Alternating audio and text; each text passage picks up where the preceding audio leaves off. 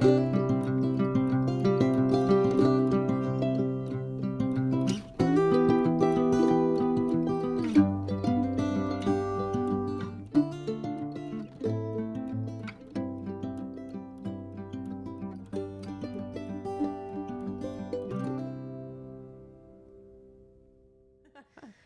everyone, here we are recording at Frosted Nug Productions.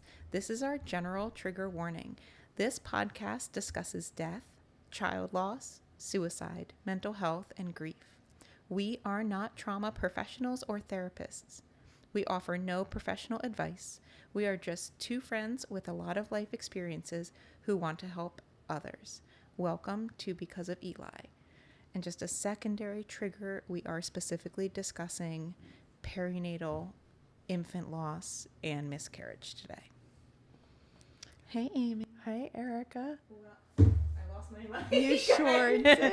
Oh, there you are. I'm on. See, it's a good thing we had yes, that. otherwise we wouldn't have known. We would that. I guess that's why you have them. Mm-hmm. Boy, we love technical difficulties here. Yes. Yes, we do. But we work right through it. We sure do. We just keep on going. Mm-hmm. Nothing stops the show. That's right. So, as I mentioned, today we are going to be discussing perinatal loss, which is loss at any point in pregnancy or right after. So it's going to be a very heavy topic today, but I'd love to start out with a little lighter topic. Amy, what have you done for yourself this week? So we might have the same thing. You're stealing mine. But it was a really good event. We played bingo for Exceptional Care for Children on Saturday. It was very fun. And Jack actually won a fabulous Yeti bag and tumbler. It was very nice, very exciting. And then I got to see a little bit of the facility, and it's beautiful. And now I want to volunteer there because it's amazing. Yeah. Yeah, it's a lot of fun. It's amazing. Yeah, and it's the one and only facility of its kind in the state of Delaware, where it provides a home and rehabilitation for medically fragile children. So they have anyone from 1 to 21. Most of the kids have different medical needs that require 24-hour nursing, or families utilize it as a bridge from NICU to home at times. So if there was something in particular that they couldn't go home maybe with a vent, but were able to wean off the vent at Exceptional Care, that provides the family the leeway to train, become comfortable with the medical complexities before bringing them home. So that's amazing. Great facility. So yeah, that's same for mine. And interestingly enough, I never went to bingo before. So I know that was a fun event. Yeah. So another first. Lots of firsts. Yes. For Erica. So yeah, because I knew a lot of the people who were involved, because I've worked at Exceptional Care for Children, I was able to tell them, I'm like, guys, what do I do? Yeah. Are you guys going to be in there? Yeah. Help. What do I do? Yeah. And so they were able to walk me through it and make sure. And then you guys all knew what to do. So, well, Jack didn't. It was Jack's his first time too. But you've done it before, so you had an idea. It was a little crazy. Yeah. People take it very seriously. Yes, it was they a do. sold out event. Yes. So that was fun. They did make it really fun. You had traditional games and then special games where like filling in the whole card, which was fun.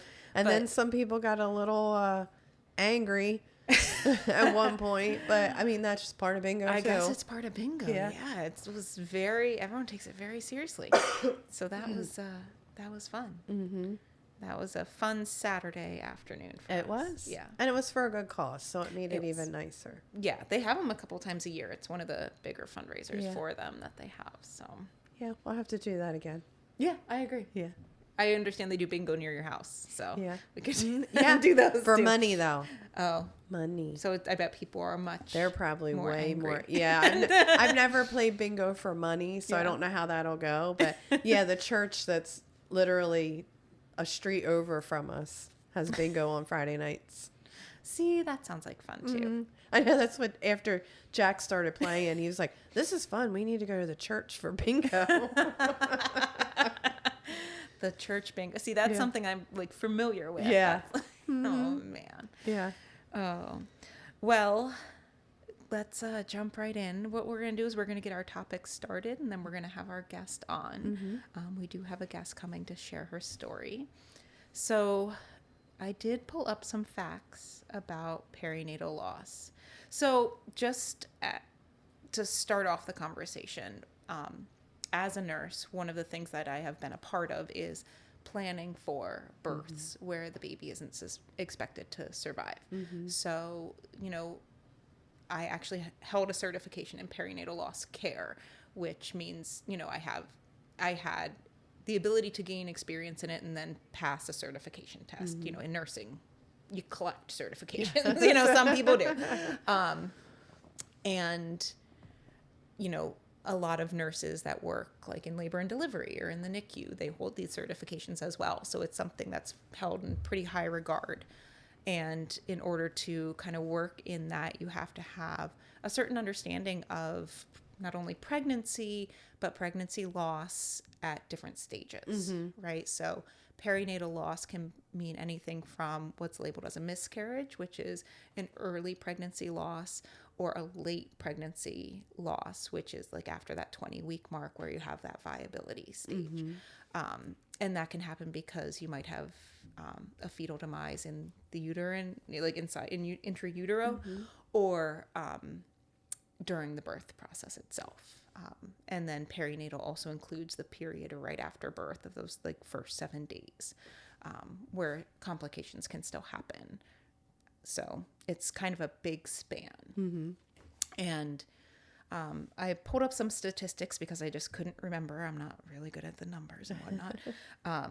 But, when we talk about pregnancy loss, it's way more common than you think. Like so many families are affected by it. Stillbirth, which is where you give birth to a baby who is not alive, affects 1 in 160 pregnancies. Wow. Which is not that much. It's pretty often. A miscarriage, which is one of the most common losses, affects 10 to 25% of recognized pregnancies. Wow. And that is such a big range. 10 to 25%, first of all pregnancies. Right. And then we say recognized pregnancies. So there are some people who have a miscarriage before they even know they're pregnant. Right.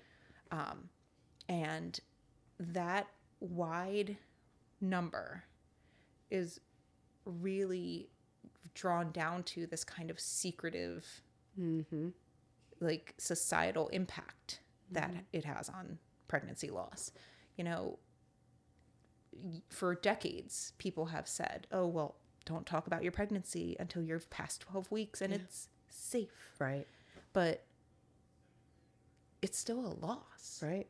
Right? So basically they're saying, well, don't tell people. Don't get people excited, because if you end up losing this baby, then other people will be sad. Yeah. The lack of social support that draws just blows my mind. Yeah. Like really thinking through, okay, I'm not going to tell somebody that I'm pregnant until I know that it's safe, because I'm too worried about their feelings if I lose this baby, as opposed to your own and your social supports. Right. Right? Like I am an advocate. You tell me, as soon as you take that pregnancy test, you tell me, because I want to be happy for you. And if it doesn't work out, I want to be there for you. Right. And I think a lot of people would feel that way. Yeah. I mean, the number of women that this affects, the community is so large that the amount of support available really is more than we think it is, because we just don't talk about it. Yeah. So essentially, women, that aren't sharing the news until after 12 weeks, if they've lost their baby before that 12 weeks, are silently and secretly grieving. Yeah. Because then what are you going to do? Say, oh, why were you not at work yesterday? Yeah. Or, oh, why'd you go to the doctor? And like, well, because I was pregnant and I lost the pregnancy. Right. Like, what a conversation to have. Right. Right. That's the whole societal norm of kind of keeping this secret so not to burden other people. Right. is, I mean, it really parallels child loss in general, where, there's this feeling of I'm going to be burdensome. Yeah. But in the meantime, you then lose your own supports. And if you don't have people that will wrap around you and help, like the chances of having like really complicated grief that's hard to recover from are just sky high. Yeah. When you lose a child, and when you lose a pregnancy, if you lack social support, if you don't have other children, if you have other mental health histories or a history of a complicated relationship, your grief is going to be prolonged. Oh, yeah. It's going to be so complicated, and there's going to be all of these things that are intermixed with your grief. And it's going to make it so much harder if you just can't talk about it because you didn't share. Yeah. And if, you did lose your baby before 12 weeks, now you're doing it completely alone because nobody even knew you were pregnant. Yeah. Yeah, exactly. So there's a lot more support now than I think there was before. I think a lot more, especially women, are getting together and, providing support for each other. And I see support groups and I see walks. Yeah. There's an empty stroller walk. Yeah, which you had just told me about that. Yeah. And that's amazing. There's the different memorials that are created. There's memorial gardens. There's just different things that pop up, but all of them, so many of them are just like grassroots organizations that somebody made because they felt alone. Yeah. They want to build legacy. They want their baby to mean something. Yeah, just like absolutely. When you lose a child, you want their life to mean something. Yeah. And I think it also comes from a place of knowing how it feels, and you don't want anyone else to feel that way alone. Yeah. Yeah. And seeking like-minded people, right? People who have had similar experiences to you, just so that you feel like you can sit in a room with somebody and they get you. Yeah, they get can you. relate in any sort of way. Yeah, there's this immediate, I've learned this over the last 10 minutes, 10 months. It feels like 10 minutes sometimes. sometimes. It does. Over the last 10 months, you have an immediate bond with other parents that have lost children. It's like as soon as you find that out, you just instantly connect. Yeah. When I was still working in hospice care and working with sometimes expected parents, I was on the board of a small nonprofit, and every October they would hold a candle ceremony, and you could sign up with your baby's name, and they always had a nice speaker and a dinner, and they would do it in these beautiful locations. And I was always the one who got to read the baby's names. And, you can't even believe some of the families who lose more than one, multiple, just, you're reading the same name over and over again. And just being in the room with people who get to hear their baby's name out loud. Yeah. Right? We talk about that all the time. They might not talk about it, but when they're with that group or when they're at that event. Yeah. And getting to hear their baby's name, it gives their life meaning. It does. And it is, I mean, I think we all like to hear the sound of our own name, but to hear your child's name, especially your child that you've lost, it's the most beautiful sound. Yeah. Yeah. So we're going to bring in Kelsey, and she's going to share her story. And welcome to my very first guest. Yay! I'd like to introduce Kelsey. Welcome, Kelsey. Thank you. And Kelsey and I have known each other for probably 4 years now.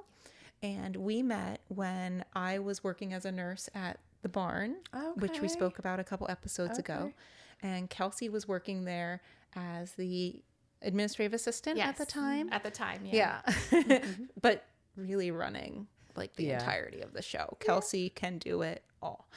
She was the go-to for everything. Wow. Yeah. So we worked together at the barn for a while, and then she went off and went to nursing school. Oh, wow. Yeah. Have another nurse in the pod Yes. I fam. love it. I love it. She's also in pediatrics, so Very right up my alley, Yeah, not up of Amy's course. Yes. alley. Yeah. Yeah. Pediatrics is not my thing. Yeah. It's not everybody's Yeah. thing. Yeah. But I admire you for doing it. For sure. So, I wanted to, really thank you, Kelsey, for coming on to share your story.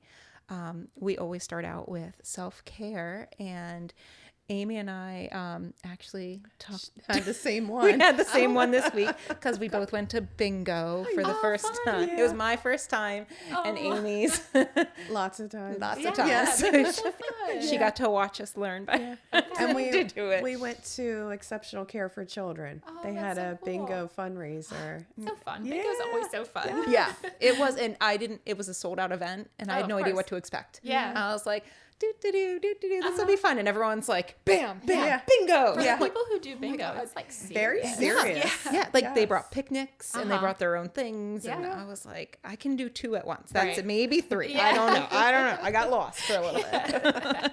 And what, like, for a great cause. too. Yeah. How fun. Yeah, it's one of their Yes. big fundraisers, and they do it a couple times a year. And it was, because I work there, knowing a lot of the people there, and they were like, "No, you'll be fine." And I'm Yeah. like, "But will I?" You don't know. And she did. You really did. Yeah. I'm sure you I didn't it's, win, but it's fine. It's just luck, It was. really. Uh-huh. I Yeah. know, it was so strange. It would be like you'd go without anything, Yeah. and then all of a sudden, oh wait, bang, bang, got Uh-huh. all of Yeah. them. Like, Yeah. Yeah. Now are you going to go back? Are you loving so bingo we are now? talking about it now. Now that we know how to do it, it's like it is Yeah. a really fun like bonding Yes. event where it's like gives you something to do Yeah. and Yeah. also support a good cause. Yeah. Uh-huh. Yeah. So I I think love if we that. found another good cause one, we'd probably do. Absolutely. it. My Yeah. son, he's 4.5. He discovered bingo over the holidays. We had like I think I gifted it to him, or maybe my mom. We got him like a Frosty bingo set. And before that, I really hadn't played bingo in years. Yeah. And it was so fun. It was just like a family thing. Like my parents, my husband's parents, our cousins were all at the table playing Frosty bingo. love And it was just it. so cute. And we're having M&Ms as our little Oh, like I love markers. it. So then like my niece and nephew are eating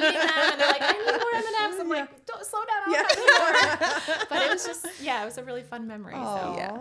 That is a really neat one. nice. Yeah, And you bingo. forget how kind of like easy it is to It's do it. so easy. a fun Anyone game. can do it. Yeah. So it's so They fun. it was electronic. So it was just up on a yeah. screen and Yeah. it selected it at random. Yeah. Right, I was okay. like, Yeah. Oh, so So they don't the have like the next- machine that does the little. No, I know. I love that. Very nostalgic. that would have probably been like it was a lot for the people running it anyway. Yeah, The guy of course. announcing like Yeah. obviously didn't really know bingo Yeah. that well. Okay. So Yeah. it was good that it just popped up in front Yeah, of him. it made it He didn't have easy. to do anything. Yeah. Yeah. I used for to sure. work in assisted living, and they played bingo, and they loved their bingo, and they Yes. had the little, Yeah. little Uh-huh. whatever cage thing, whatever it Yes. is. The tumbler Yeah, that's- or whatever yeah. it is. I love that. I had to buy my own blotter. So now I have one of those. So Okay. you have to go. So you're I set. have You're to prepared for definitely- the Yes. next time. Yeah. So the next time we'll have to bring Kelsey. Yeah, I think so. I would love that. Seriously. Absolutely. Absolutely. Yes. We'll find a good one. Yes. Find a good fundraiser. Yes. So, Kelsey, what have you done for yourself this week? So I thought about this because I knew it was coming. I worked this week, and so it was a busy week, and the weekend was busy. So today was actually like my off day that I had, and it sounds so like not exciting, but I cleaned. Like I cleaned our bed. We moved in November. Okay. So we still have like boxes and like piles and corners. But today I kind of tackled one project, which was like my closet, like clothes that I needed to go through, get rid of, donate, and then organize. And so I got some of that done, and it felt really good. And then also coming here, I like got dressed like nicely.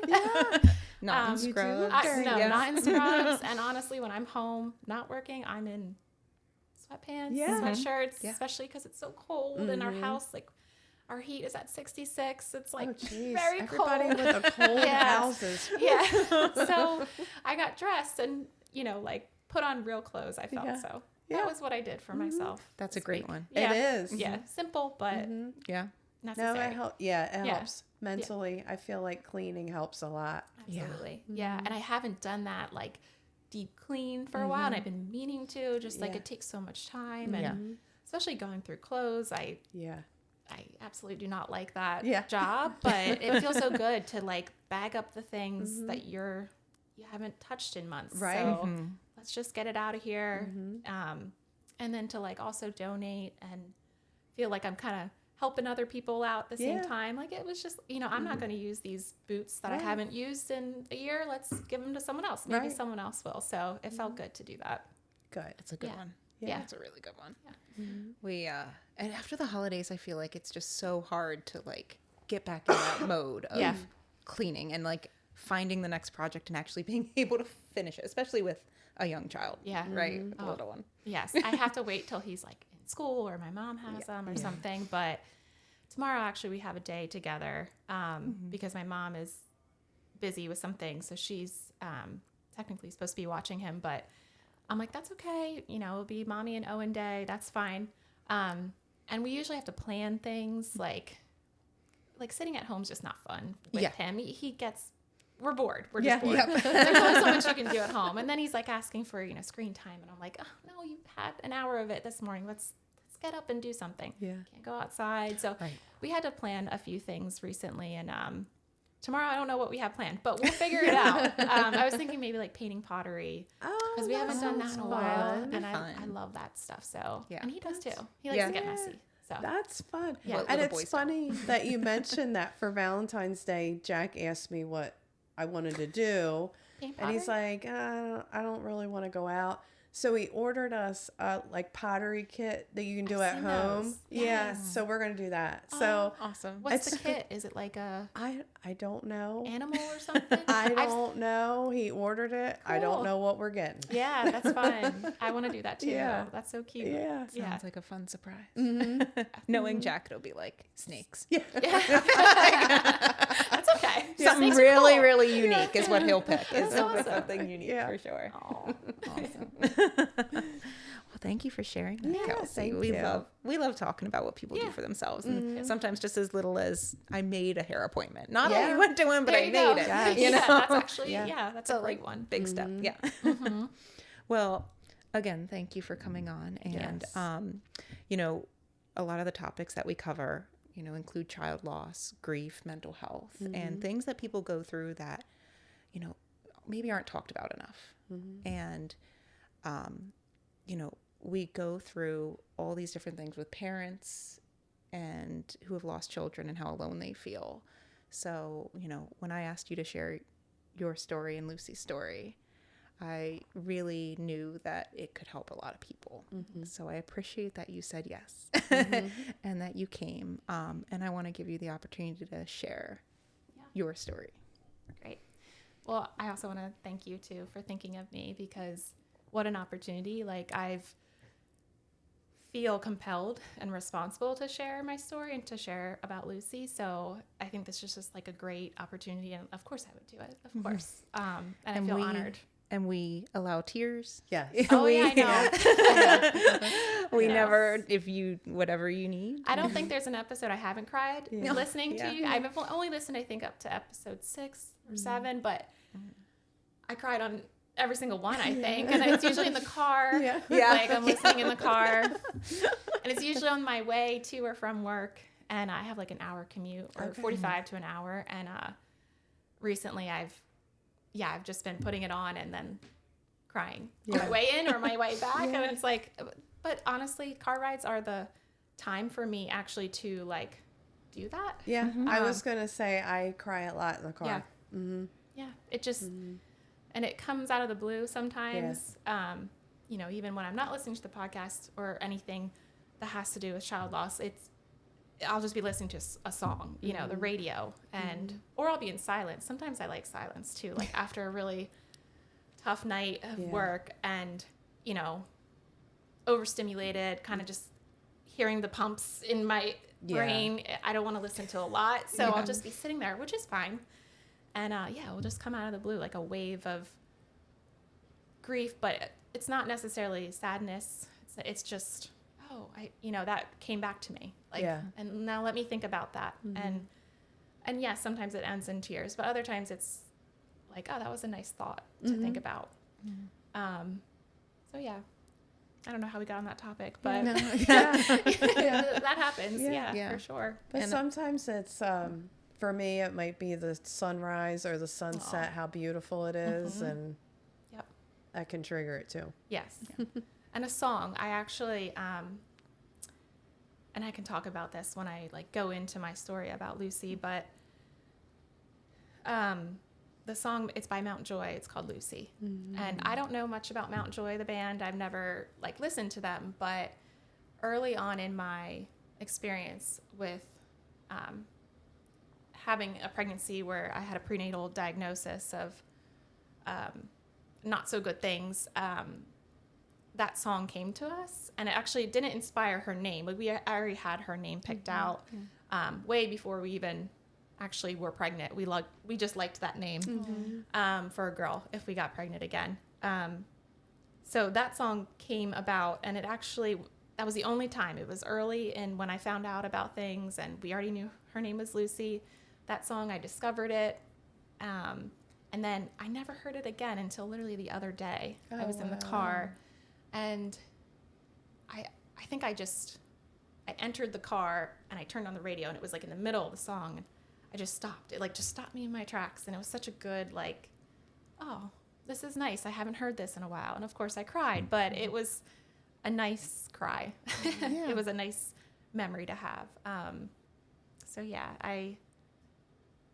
it can come to you at any point, but it happens a lot when I'm alone in the car. Yeah. Yep. Yeah. So Lucy, because I keep mentioning Lucy. So Lucy was my daughter, or is my daughter. She was born September 10th last year, and born sleeping. And to go all the way back to when we first found out about Lucy, we have a son. He was 3.5 at the time when we were trying to get pregnant again. With Owen, it was super easy. It was actually like a surprise, a very unplanned but blessing in disguise to get pregnant with him. So with the second time around, we thought it would be that easy, and I quickly discovered it's not. It's not always. You're not always that lucky. So we kind of struggled for not a long time, but it just wasn't happening as quickly as I had hoped. And like me being the type of person I am, and I think a lot of nurses are like this, they are like planners and preppers, and they're like, I want this done now because I'm going to be doing this at this time. And it wasn't lining up with like our timeline. And I was just like, this is frustrating. And so eventually it happened. And of course we're super happy, and I'm telling everybody. Good for you. Yeah. Yeah. Just like, I did with Owen. And it's great. Everything's great. We're going to our scans. We're not seeing anything abnormal until we went to our 12-week ultrasound. And that's when we discovered she basically had some sort of chromosomal abnormality.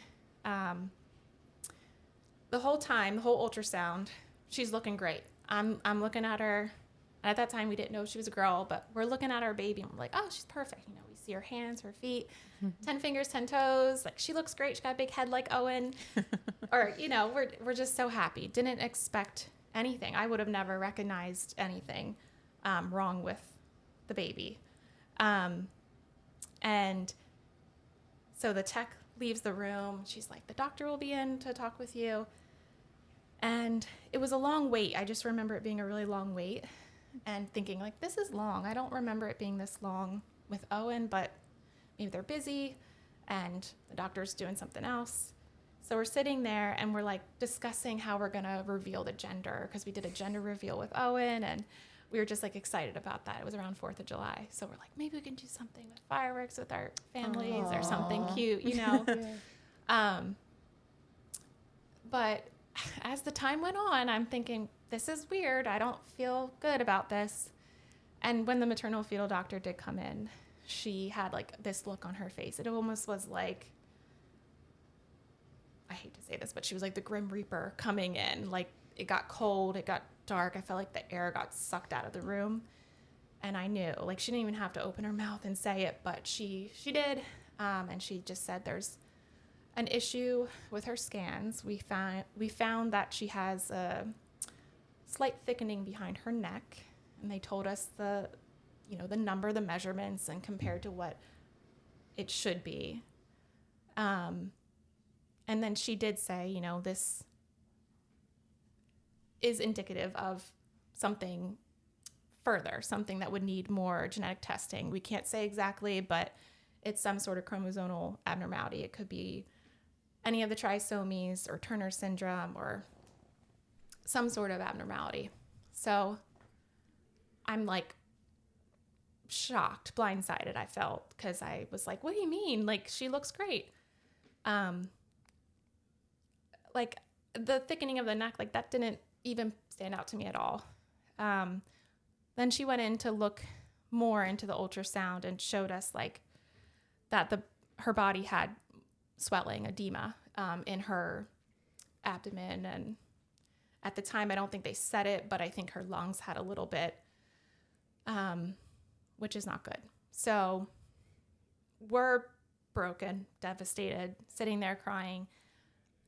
The doctor was great, but I think, it's her job, and I don't think it's the most fun part of her job, but she's used to it. So it came off very cold. It just came off very empty and lonely, and she just left the room, and we're just like sitting there crying and not really sure what to do next. So luckily some nurses came in. I had to get my NIPT blood work done. So I was able to do that, and they said, this will give us some more answers. We'll have a genetic counselor call you to talk about next steps, all the things. And they were very supportive and nice and allowed us to exit out a different door. And gosh, that, was an experience that I never thought I'd ever be doing, but it came to be a very common experience for us of leaving the office a different way. So we told all the people, most important people in our lives, obviously, like, okay, scan was bad. This is what's happening. We don't know until we get the blood work back. It was a blur. Like how I was feeling, I don't know how I was feeling. I was feeling very just in shock, more so, and kind of like silly.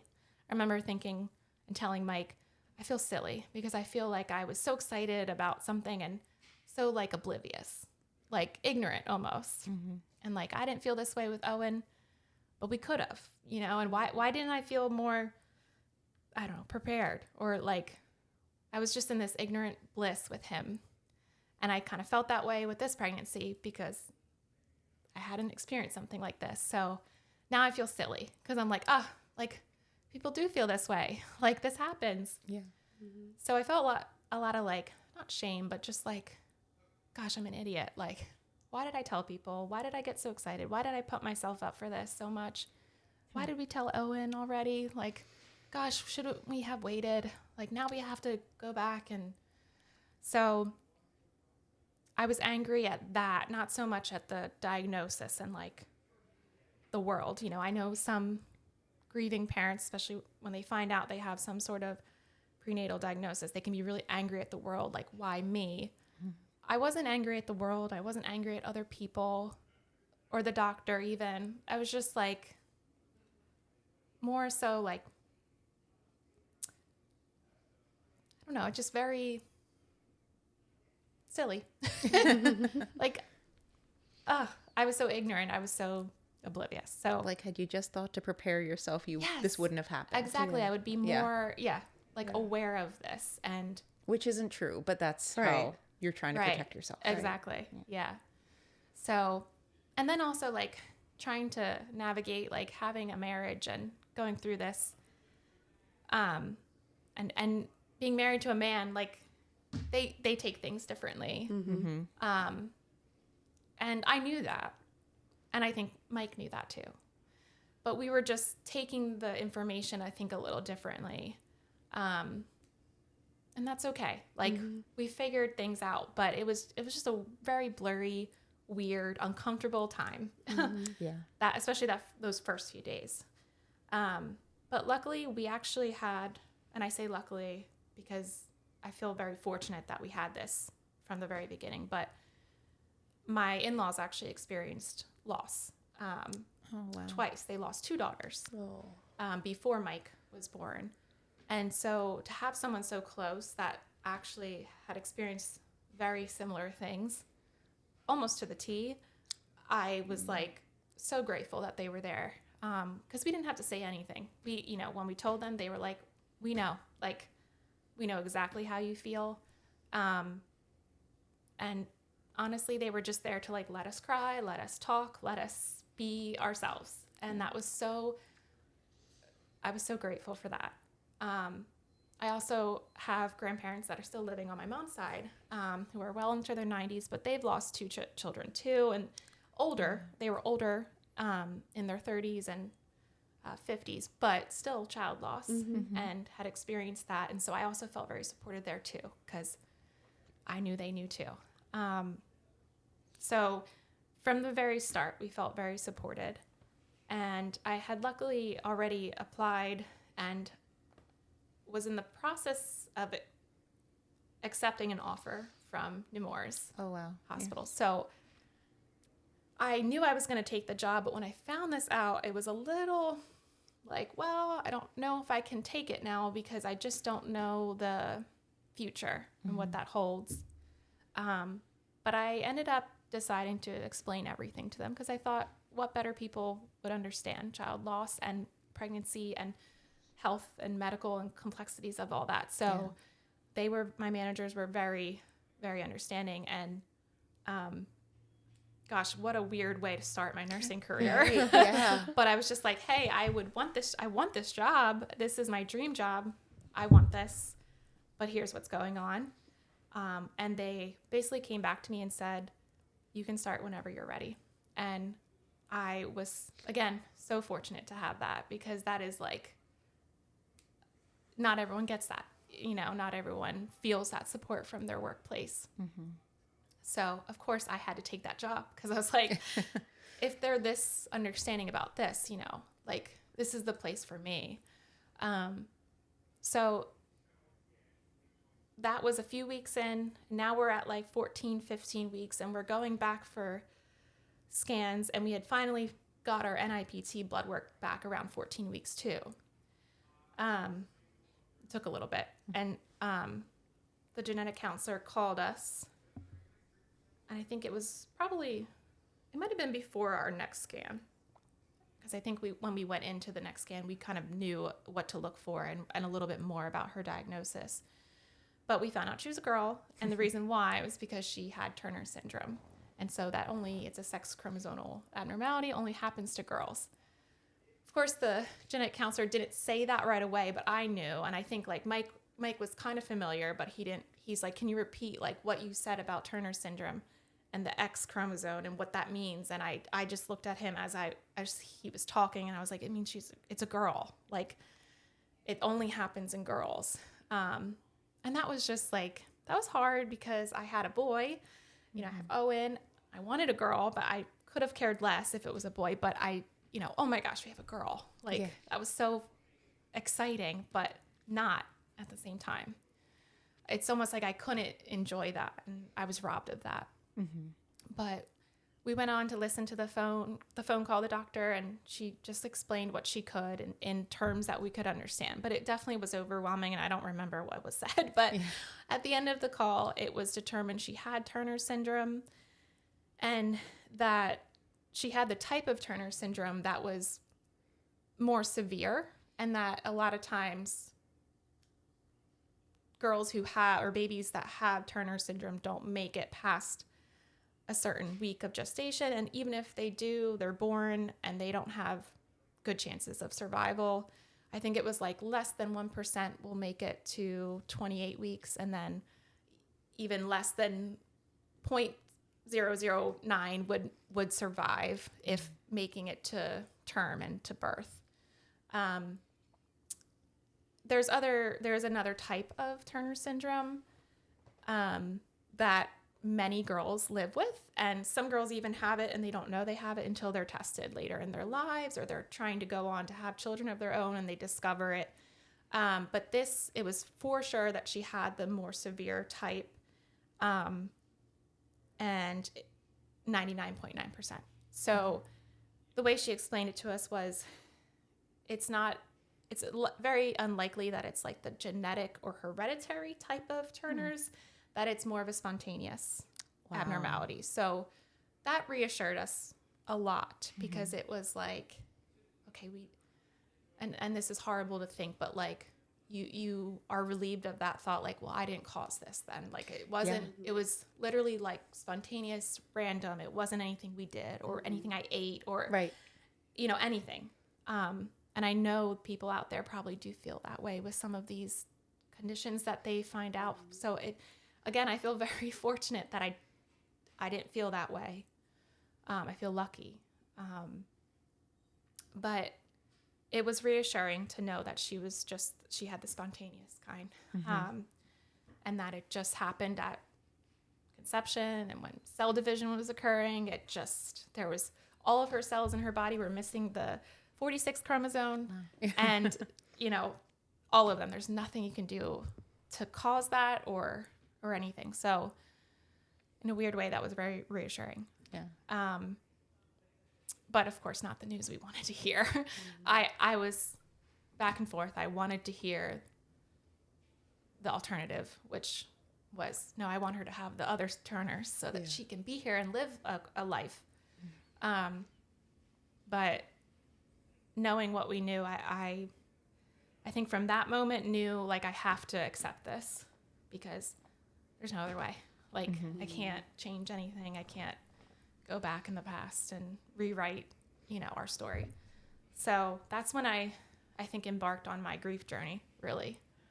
And thank God again for like Mike and his family and our families, because they also had similar experiences. And so they were not immune to this like type of grief and, anticipatory grief of like knowing that, okay, this is not going to end with a baby that you're going to take home. It's going to end in death. So from that point on, everyone that was close to us knew, our workplaces knew, people were very supportive. Then we were kind of tasked with the decision of, well, there's really no chance that she's going to survive. So what do you do? Like, do you continue on with the pregnancy or do you terminate? Like, what do you do? And like, what a decision. Like, I'm like, I don't want to decide this. I don't want to do this. But you have to. And so it's like, it would have been better if they hadn't even given you that choice at that time. Yeah. Although Someone it make was it for me. there. Yeah. Right. They needed to give you the choice, but and I'm that very moment, grateful. I always have said, I'm so grateful I had that choice and someone gave me that choice. Absolutely. Because can you imagine if we didn't have that choice and they're going to say to you, you have to go through this and it's going to put some of your health at risk and it's going to take time away from your life and your everything, your healing, your recovery, everything. I was so happy and grateful that I was living in the state that I was living in and that living in the time that I was living in. And I know not every woman or parent gets that choice. So that definitely is not, above me, or it's something that I am aware of. But I, from the start, kind of felt, again, didn't want to make the decision, which I think any parent who has experienced child loss, like, you are forced to make decisions that you are so unnatural. And so, like, no one has the right answer for you, only you. And it is like, I wouldn't wish it upon anybody. So I kept kind of deflecting. I'm not going to lie. I kept saying, like trying to look at the numbers and trying to find other people's stories of like similar stories, which is really hard because it's like, it's rare. I mean, I think 1 in 2,000 girls are born with Turners, but I don't know if it's the type of Turners where they can live, make it to birth and live quality lives. It's not well studied. There's not a lot of like information. Everyone's story is so different too. It can vary, the severity of the condition. Even if they have the more severe type, there are girls that make it to birth and live with it, and then it can vary with what kind of conditions or complications they live with. So I could not find like a story that like matched me. Yeah. Yeah. Which I thought it would be easier, but it wasn't. But I was finding things. I was finding some information and some stories that I was resonating with. But I was looking for stories that could like give me an answer, like this is what you should do. But I didn't find that. I didn't find like a clear cut, this is what you should do in this situation. So I think I had to quickly like really sit with the fact that it's going to be us making this decision. I had deflected so much that I even was like, I want her to make the decision. Mm-hmm. And truly I was like, I wish I could read her mind and be like, you tell me what to do. Yeah. And I remember my mom saying, like, talk to her every night, ask her, maybe in your dreams, like she'll come in and she'll tell you. And she didn't.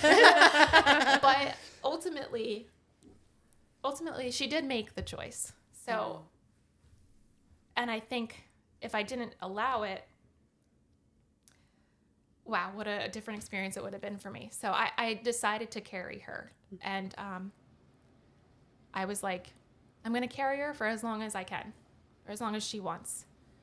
I was like 14, 15 weeks when we made that decision. And at that time, the maternal fetal doctor said, it's only going to be a matter of weeks. Like most pregnancies with Turner syndrome, they end in the first trimester. And you're right at the, second, it's going to happen based off her severity and the edema and everything. So not good chances, but I'm like, okay, well, we're going to carry her. We're not terminating. We're not going to end this. I'm just going to enjoy this. And I had to choose to do that, which was hard, but easy at the same time, because I'm like, there's no other way for me. For some other women and other parents, it is the other way, that's what they need to do. And that is absolutely 100% valid and understand it. Like, I understand that. But for me in that moment, I was like, no, I'm going to carry her, because maybe it's a selfish thing, but I thought it's the only time I have with her. So, and again, the deflection of, I don't want to make the decision. So I'm going to let her make that decision. Yeah. If she wants to go when she wants to go, great. Yeah. And so that's what we did. And I remember a lot of people were like, how could you go through it? Like, it's just going to get harder. And even Mike said that. He's like, it's going to get harder. Like, as we move through this pregnancy, you're going to get bigger. You're going to feel more pregnant. It's going to be more real. And I was like, that's what I want. Yeah. I want it to feel real, because it doesn't feel real right now. It's all overwhelming, or it's overwhelmed by all the other things going on. And I'm like, I do want to feel her kick. I do want to be able to be pregnant and celebrate this pregnancy. So the summer was hard, because yes, we were trying to enjoy it, but I was deep in depression. Like, I didn't realize it until after, but I pretty much was in bed all day for 2 months. And it wasn't like I was sitting there crying and like didn't want to shower, didn't want to eat. It was more just like, I want quiet. I want peace with her. Like, this is the only time I have with her. So if it means to be quiet and alone, that's what I want. And Mike kind of took it as like, you got to get out there. Everyone grieves so different. Yeah, definitely. He's like, he's pouring himself into work. He's trying to distract himself with the gym. And he's encouraging me, like, let's go to the gym together. Let's go out for a walk. And I'm like, I don't want to. Mm-hmm. Yeah. I just decided I'm going to listen to my body. I'm going to listen to in this moment, what I feel is right. And so that's what I did. And yes, I was depressed, and it probably wasn't a healthy way of going about things, but it was again my way of being with her. Parenting her, taking care Yes, of her. yeah, that's what you were doing. Mm-hmm. You were savoring all of those moments where you got to be her mother. Yeah. You'll always be her mother, but you got to have the care for her right there. Exactly. Yeah. And part of the decision to like carry her was, when I thought about terminating, I was like, well, that's me making a choice for her. And I thought, well, what if I'm pro-choice and I'm an advocate for that? Like, let me give the choice to her. Like, I don't know if I could have lived with myself knowing that I made that choice because it was inconveniencing my life or, Yeah. So I kind of had to sacrifice. And my mom was the one who told me that. She's like, you're sacrificing your body and health and everything for Lucy. Mm-hmm. And so that's the least I could have done, I felt. And also I knew so much that I knew she wasn't in pain. Yeah. And I knew that at that moment, she's, 16 weeks. I don't think, like every scan we saw her heart rate was normal. She's kicking around. Doesn't seem agitated. She looks kind of comfy in there. And I'm thinking, like, why would I steal that away from her? Yeah. Like, I'll let her be. Yeah. Because she looks comfortable. And maybe that will change. And maybe that's when I'll know. But for now, every time we go, she would be fighting along and like still doing the same thing. Were you going weekly? I was going like bi-weekly, but then Okay. weekly and then back to bi-weekly. Okay. Mostly because it was getting a lot. Like when we were going weekly, I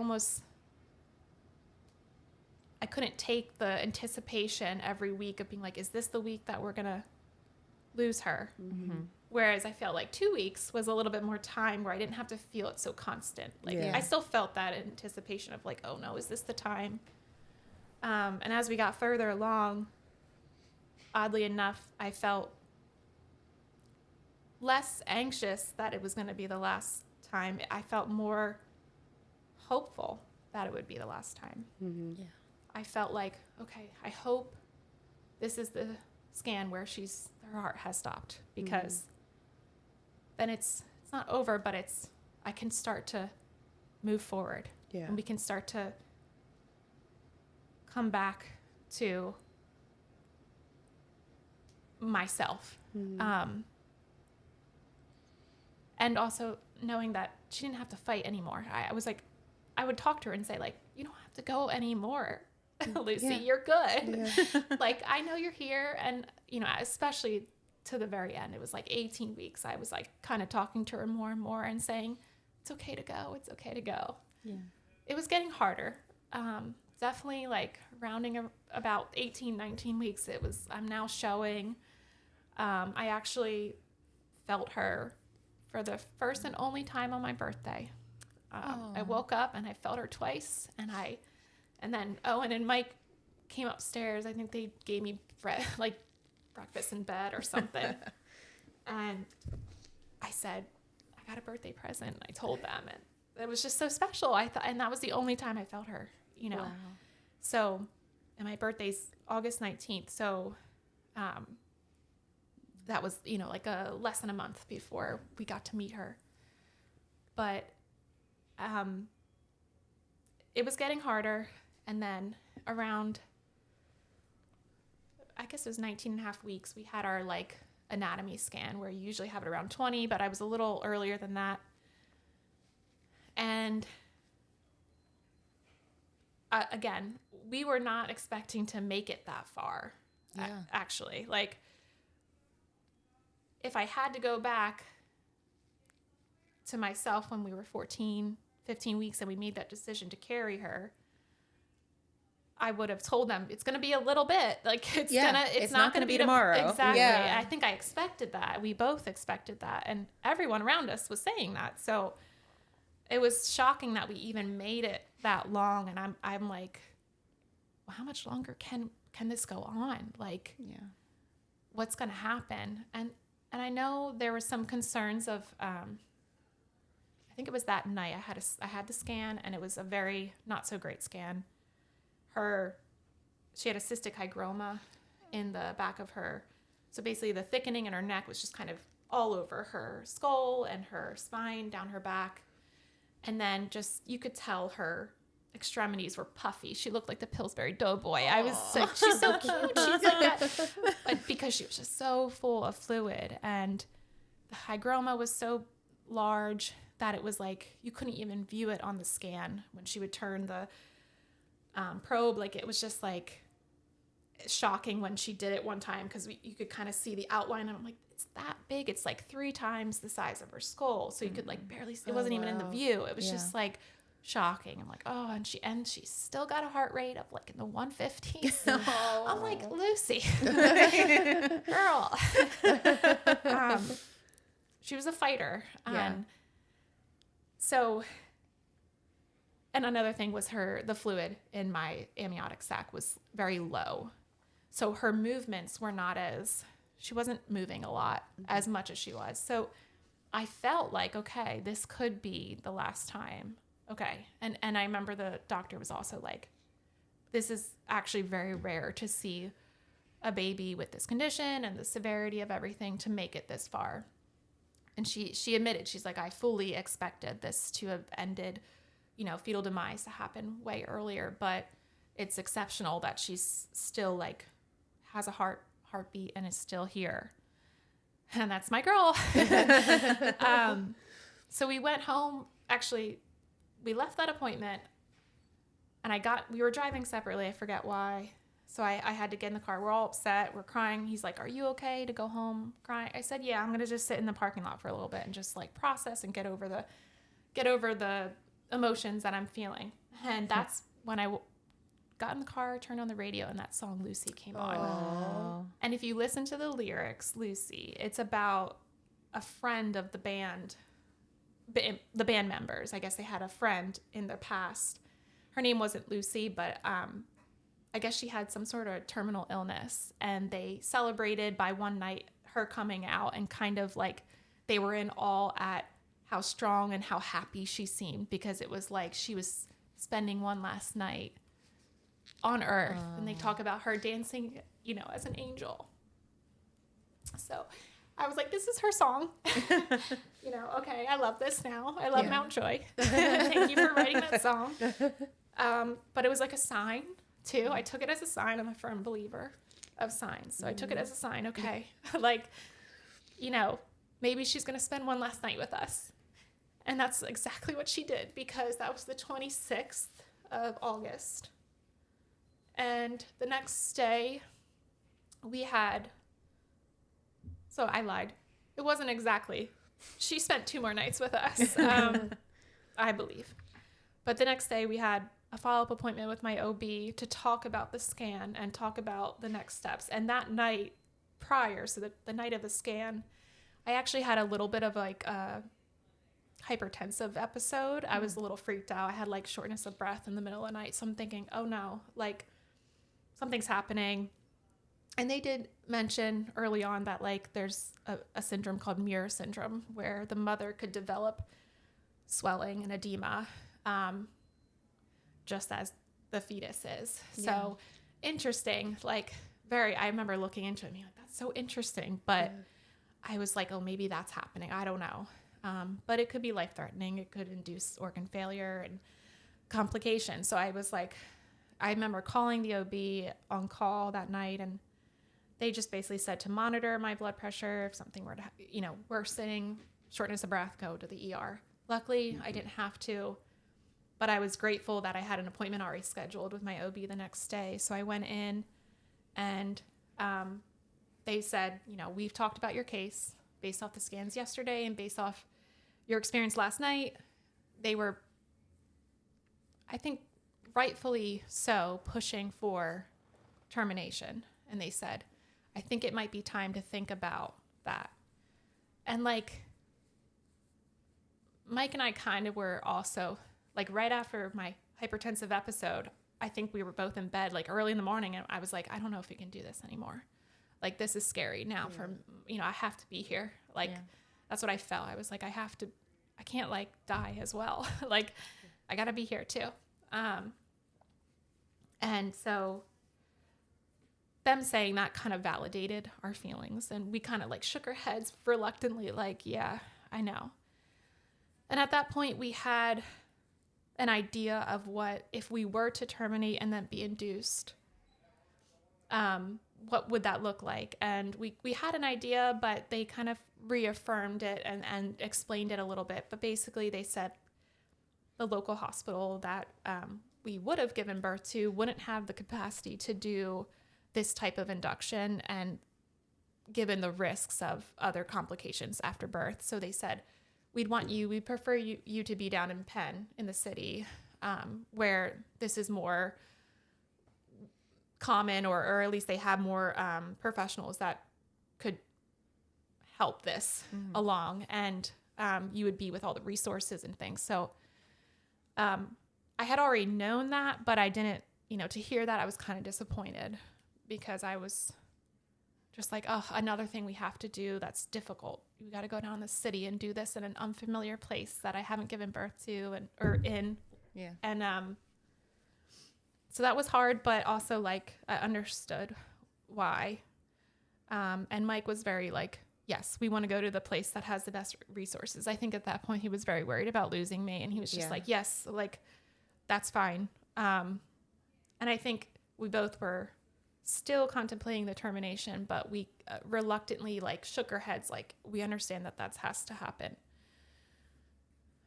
But at the same time, under my breath, I'm going, she's going to go before we have to make that decision. I know she is. So that was the 27th. The next day is the 28th of August, and actually is World Turner's Syndrome Awareness Day, which I knew. And that summer, we do this every summer, but we raise monarch, like butterflies. We do that whole thing. I love it. It's so fun. Yeah. And this past summer was really special with Owen, because he was at the age he like really enjoyed it and was really involved. And we had like 20 caterpillars that we got from eggs from the milkweed plants near our house. Again, we do it every summer, but this time it was like, this summer was blooming with all these caterpillars. We had so many, and it was all over our kitchen table. We have all these containers. So we had all these chrysalises at that point, because they kind of hatch as butterflies kind of throughout summer. It kind of depends on the generation of when they laid the eggs and stuff. So, but we must have had all the later ones. So none of them were hatched yet. None of them emerged yet until August 28th. We had our first monarch butterfly, and it was a female. So you can tell by the pattern. So again, a sign. I was like, oh my God, like that's Lucy. Like, and I thought at that moment, that is when she passed, because given when she was actually born, as a stillborn in September, given her size and everything, it looked like she was about 2-3 weeks behind, which she was kind of throughout the pregnancy because of her condition, but she was very small, and even for like if she were 18 weeks adjusted, like she was small. So I truly believe that day was when she was born into heaven, but at least I take it as that way. But we didn't hear her heartbeat. We heard it on the 27th. We didn't go back for a scan. I don't know why, but I just felt, I think it was like the sign of the monarch was like it was just what I needed. I was like, I don't need anything else. Like, I know it's coming. I don't need to be forced to hear her heartbeat again or not hear it. Like, I was just like, I've heard what I need to hear. I've seen what I need to see. And we were also planning for this induction. So I knew it was coming.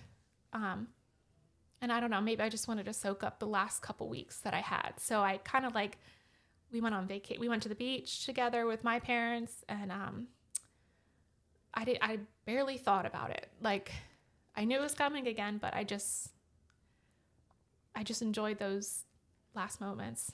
So when we got back from vacation, it was early September, and the hospital called, and they have a program called the Peace Program, and it's all about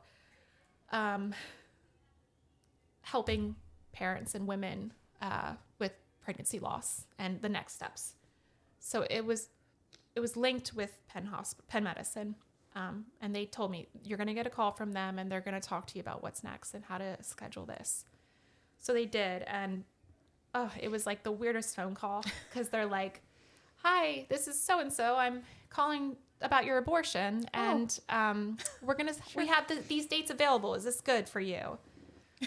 And I'm like, couldn't they have like, I don't know, made the person, I don't blame them, but I'm just like, couldn't they have made them a little bit more aware of the situation? Maybe, you know, they're just doing their job, and I don't blame them, but I'm like, oh, horrible, like, way to start this phone call. But again, I couldn't blame them. I wasn't angry. I was just like, ugh, like, this is so unnatural and stupid. Like, that I have to go through, that we have to go through this. Like, it's child loss is one thing, but then when you have to deal with the logistics in a world that's not built or knows or is aware of how powerful child loss can be, like, they, you know, they're just doing their job, and they didn't mean or intend anything by it. But I do remember telling friends about that, and they were like, I'd be so angry. I'm like, you can't be angry at them, because it happens, and they probably are aware and more familiar with it, just like with nurses and palliative care and hospice. Like, you're not coming off as cold, you just are, it's more familiar for you. So it's not as uncomfortable. So, but we scheduled what we needed to schedule, which was so odd. And, you know, they're telling us you're going to be induced this day, and then you have 3 days, and we usually only keep you for 1 day after the birth. So just keep these 3 days open. I'm like, okay, like, our life is at standstill for 3 days. We don't, you know, now we have to find care for Owen and make sure, like, we can take our time off and all that. So we were able to do it, and it was because of our support system. But the day of our induction, so I anticipated I'd be induced. Like, they explained it to me on the phone, but I guess I just was like, it starts this day. But it doesn't. It's more like you get medication, and you got to come back in 24 hours, and then you got to get your second dose, and then you're induced. Again, very unfamiliar with the whole process. I've never gone through this, so But the way they explained it, I guess it was just hard to understand, or maybe I just was overwhelmed with it all, that I couldn't process and you know, retain it. So we go there, and at this point, we still don't know if she's has a heartbeat. So I'm sitting in the room, and they're about to give me mifepristone, which is the first drug. And I'm like, well, wait a minute. Are we inducing her? Like, are we inducing myself with the potential that she's still alive? I'm like, what does that mean? Like, I don't know if I want to do that. And I guess I don't know if I didn't think about it, but I'm like, don't we have to, like, terminate? And they're like, oh, yes. Yes, if that's what your wishes are. And then they tell me the process of that. And I'm like, yeah, that would be my wishes. I don't want to make her go through birth with the potential of her being alive. I want to see also her heartbeat. Is she gone or not? Like, so it was confusing, but we ended up having, before we even took the medication, they must have kind of talked amongst themselves, and the doctor came in. She said, I'm so sorry for the miscommunication. We'll take a scan right now and listen. And so, of course, that was unexpected too, because I didn't know that was what was going to happen. I don't know. But we're sitting there. They turn on the ultrasound, and it's silent, and she's sleeping. Like, she's not perched up. She's kind of like in a little spot in the corner of my womb. And I'm like, we knew. And they made sure. They said there's no fetal heart tones. And I, you know, cried, but I was so relieved. I was like, oh, she made that decision for us, so we didn't have to. I was like so grateful. I was like, thank you, like, and it was so odd because, you know, they're saying, I'm so sorry. I'm like, no, this is exactly what we wanted. This is exactly what we had hoped for, and we just have to get through the next step. And I was like, this is the best scenario for us. And we hugged and we kissed, and we were like, thank God, you know, under our breaths, we're just like, thank you, Lucy. Like, you made it so much easier for us. You must have known. Like, she must have felt the struggle we were feeling. I truly think she listened to us and was like, I'm going to take one for the team and I'm going to not let you do this or feel this way. Don't worry about it. I got it. Yeah. And what better way to pass, you know, like she was warm, safe in the only place she ever knew. Yeah. So I will always be grateful for her to make that decision. And again, nothing against the alternative decisions that people have to make, parents have to make, but I got lucky. I truly did get lucky. And so the next day we're going back to the city to take this second medication and to go on and be induced. And knowing that we were probably going to spend the night in the hospital and probably go home the next day and not have a baby. So weird time, but you know, we're preparing, we're packing our bags. My mom was at our house watching Owen for the night. And we go, and I'm just, again, still kind of riding that relief wave that I was feeling. I was like, okay, now that went exactly how we hoped. Let's hope this goes exactly how we hope, which was an induction and a delivery where she's whole and we get to meet her.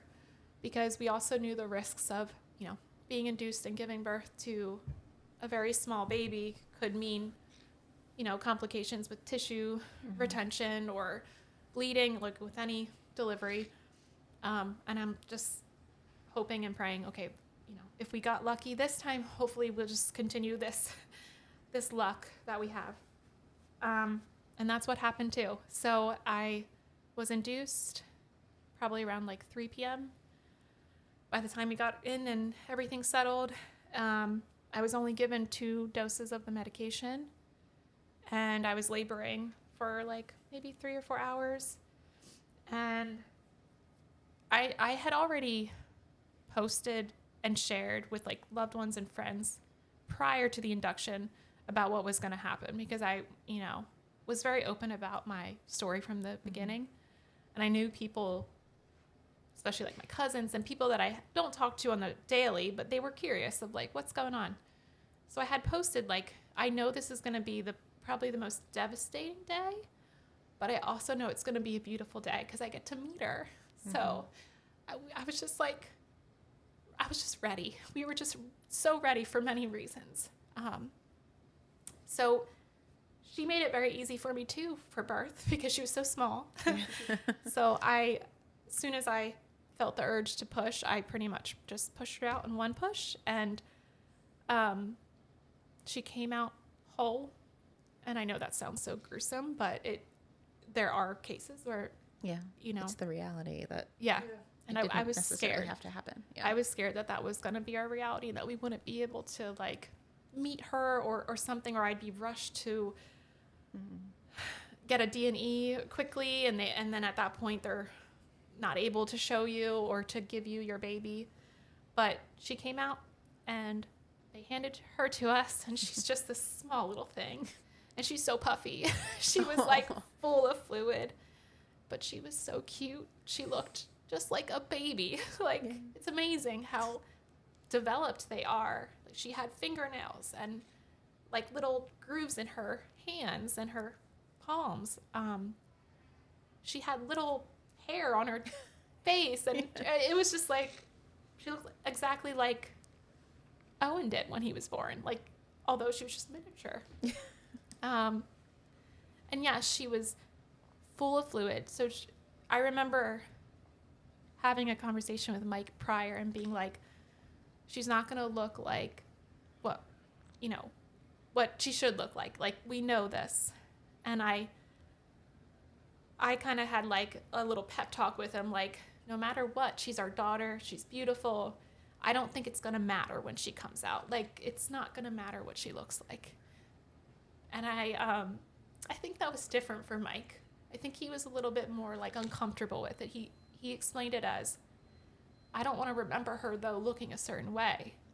And I was like, I don't think you will. I think you will remember her exactly like her spirit, her presence. Like, that's what you're going to remember. And that I think just her physical form is not necessarily going to carry that, you know, you're going to just remember her her being.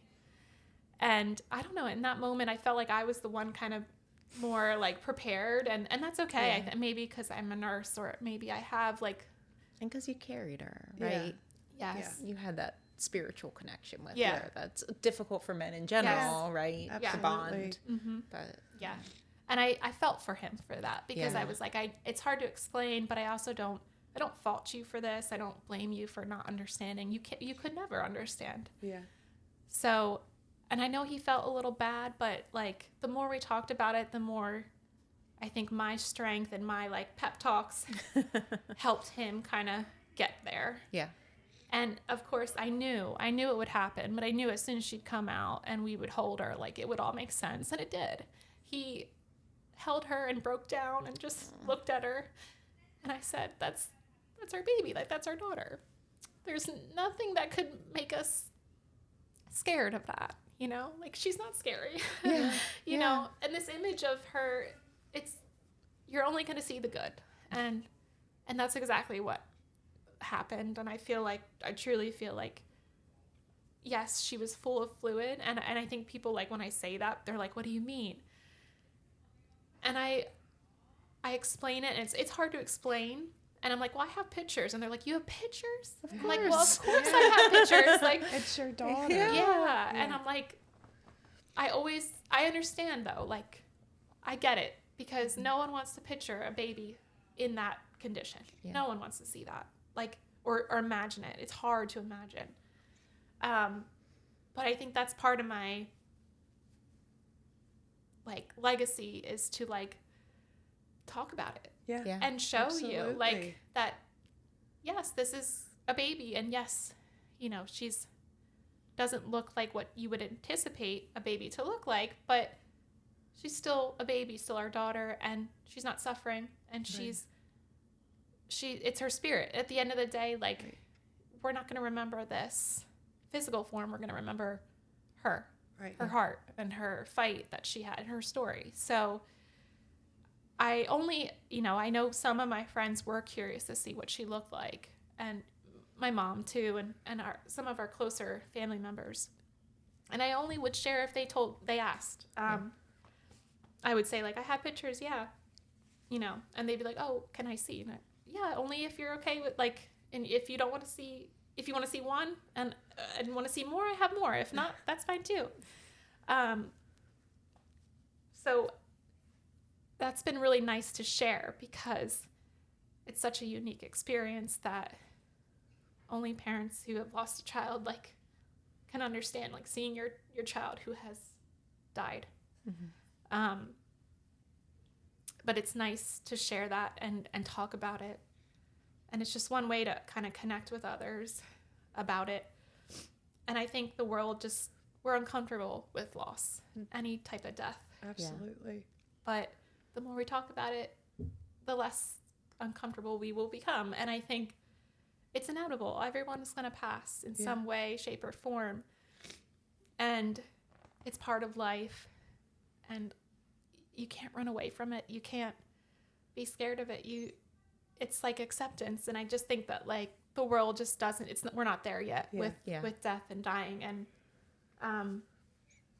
I'm grateful that I have, like, a part in that, and hopefully changing that. Yeah. And that was all given to me by Lucy. She changed us for the better.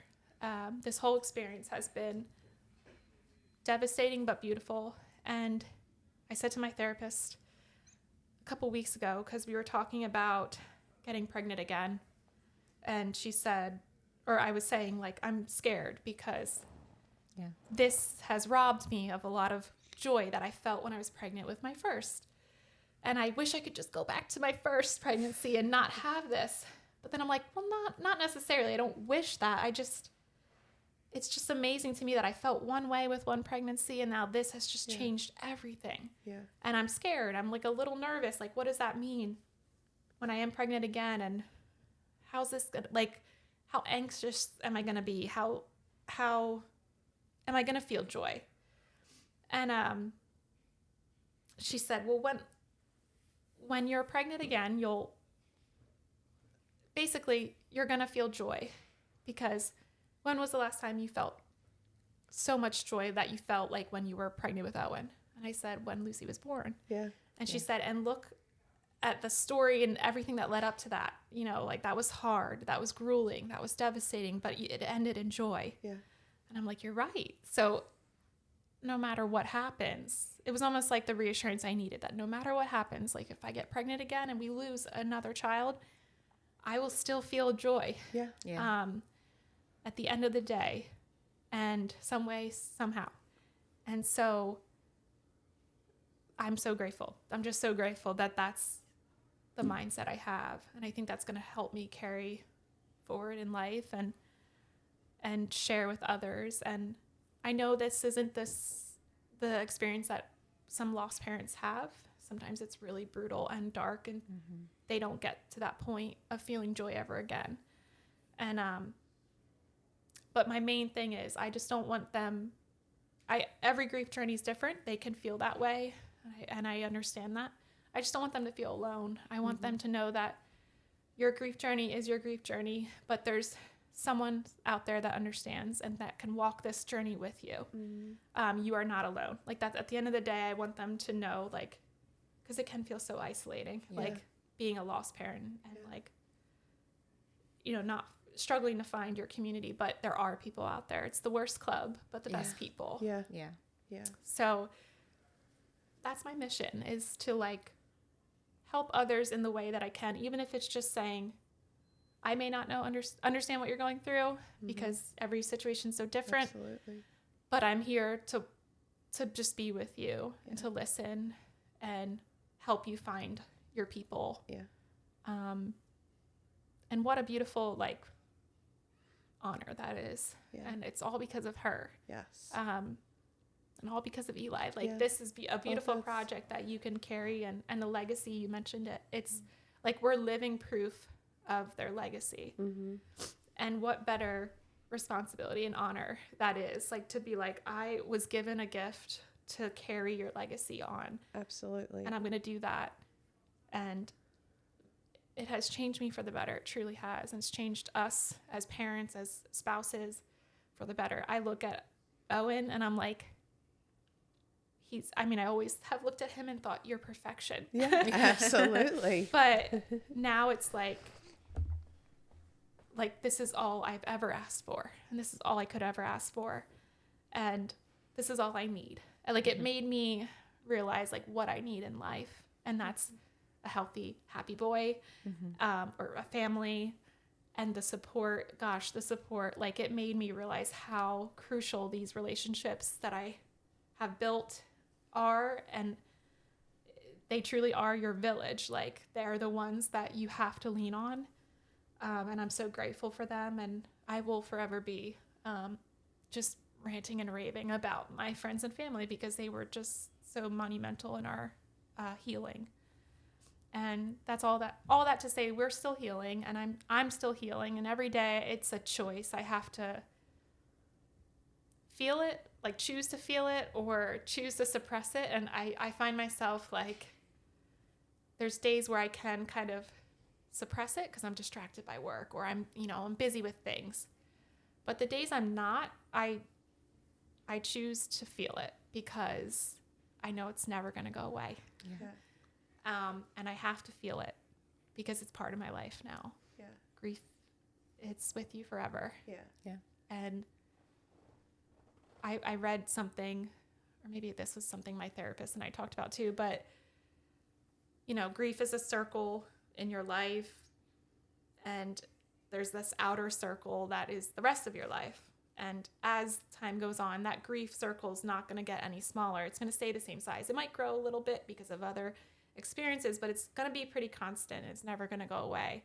And the rest of the circle is just going to get bigger and bigger, because life moves forward and moves on, and things happen, and your experiences. So it softens a little bit.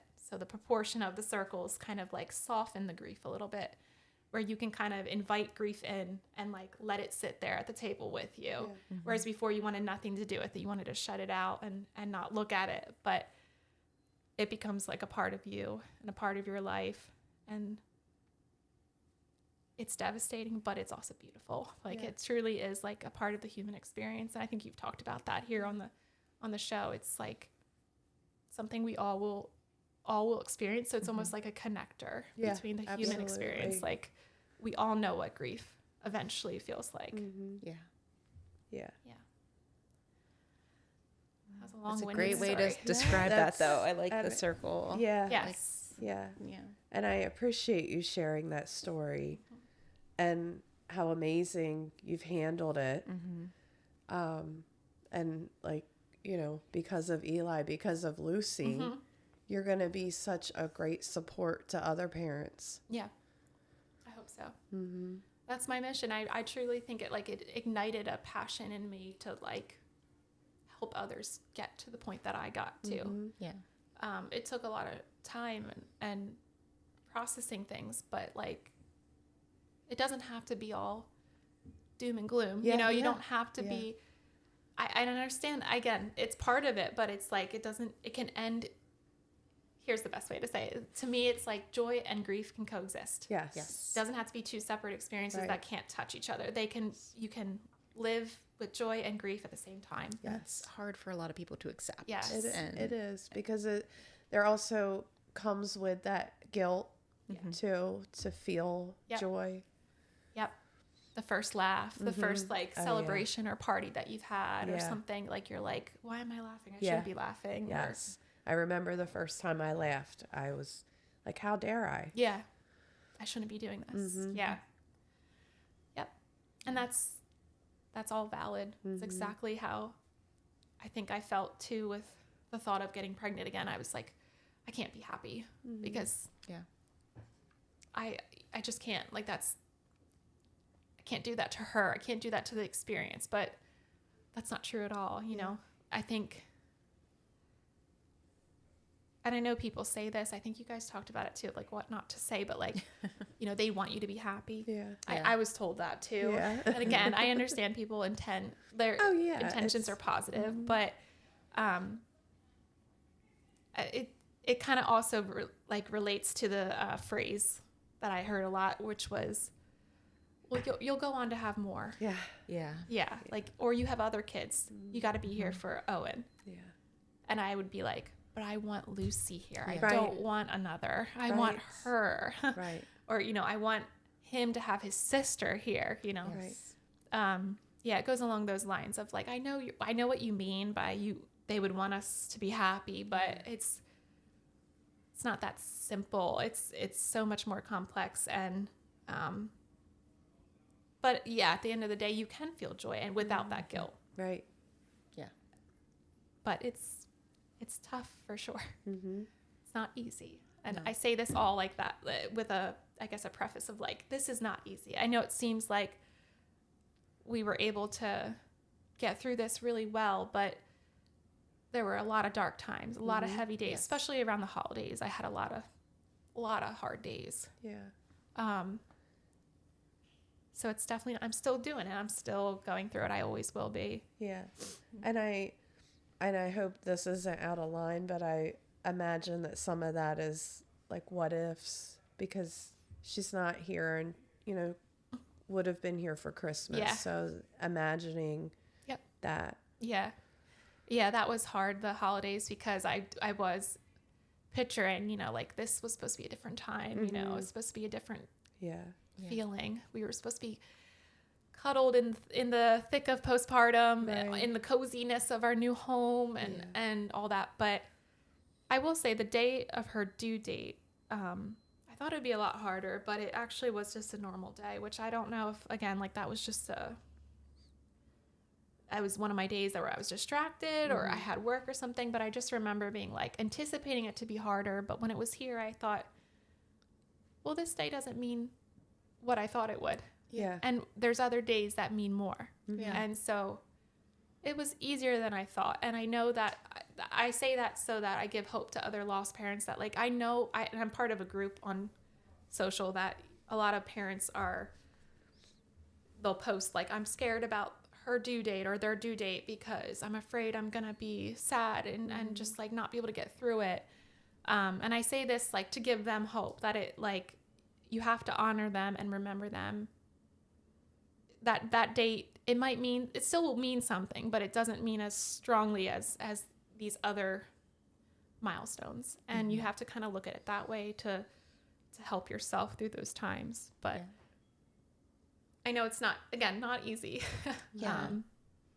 It's so much easier said than done. Yeah. And like you said, each family is going to go through their own journey. Like the dates, certain dates or anniversaries are going to mean more, surprisingly sometimes. Yeah. Like you said, you expected it to be a harder day than it was. Yeah. And, people will think, oh, this is coming up and that's going to be hard. And then it's not. Or all of a sudden a Sunday. Yep. Random day. All of a sudden, like, oh, now I can't do this. Yeah. Like, I can't today. I just need. Yeah. Yeah, exactly. That's exactly what happened too. It was more like the holidays, just like the moments with family, and like, those are more of the harder days than the days that I expected or anticipated to be harder. And then parenting, after loss is so difficult. Yeah. Like you said, thinking about, like, it's almost like if there was just a parallel universe where I could see if I was doing it right. Or if, like, I knew that she was looking down and knew and said, yeah, you got this, Mom. Yeah. Yeah. I will say I had a moment of that kind of shortly after she was born, because Owen was at the age where he, like, understood I was pregnant and had a baby. And he was very excited. He wants a brother and a sister. He kept saying, I want a brother and a sister. And I'm like, well, we're only getting one this time before we knew. And then I was like, I think you'll be a big brother, a great big brother to a little brother or a little sister. It doesn't matter. And, if we get one, we'll try for another one. I kept joking with him, like, I'll get you a brother and sister. That's what I kept saying. But he was very excited. And then when we found out about the diagnosis, like, he was so in tune with my emotions, like a 4-year-old. Like, I couldn't believe it, but he knew I was sad about the baby. He knew I was not myself. Like, he knew I needed time. It was just amazing because I thought it would just kind of go over his head, but he knew. And when he would talk about things, like one time he went to my mom's, it made her really sad, but she's like, oh, and we started talking about you. And he says, Mommy's really sad. She sleeps a lot because of the baby, because of Lucy.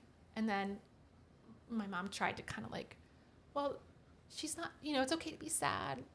She's just sad because, and she's like, you need to explain to him. And I'm like, I know, but it's hard. It's just hard to kind of articulate to a 4-year-old, like what's happening without, I didn't want to make a mistake, but luckily I had a friend who's a child psychologist, and I said, like, what's the, like, thank God. Lucky. I was like, what, like, language, can you give me just like a phrase? I don't want to complicate it. I don't want to make this like a big thing, because he's already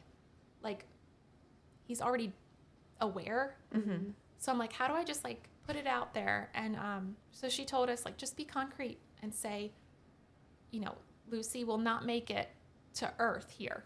She's still your sister and she's still a baby, but she won't be living here on Earth when she's born. She's going to die. Like, and I know, like, my mom was like, don't say. I'm like, well, I have to. I have to because that's the truth. And if I say sick, then he's going to be afraid of being sick. Yes. If I say something's wrong with her heart, then every time his heart pounds, he's going to be like questioning what's wrong with my heart, and I don't want to instill that fear. So that took a lot to like figure out. But once we got there, like, he picked up on it really well. And I would say, like, we'd have like conversations in the car, taking him to school. He'd be like one time he said to me, it was so cute. He's like, Mom, what's above the dark sky?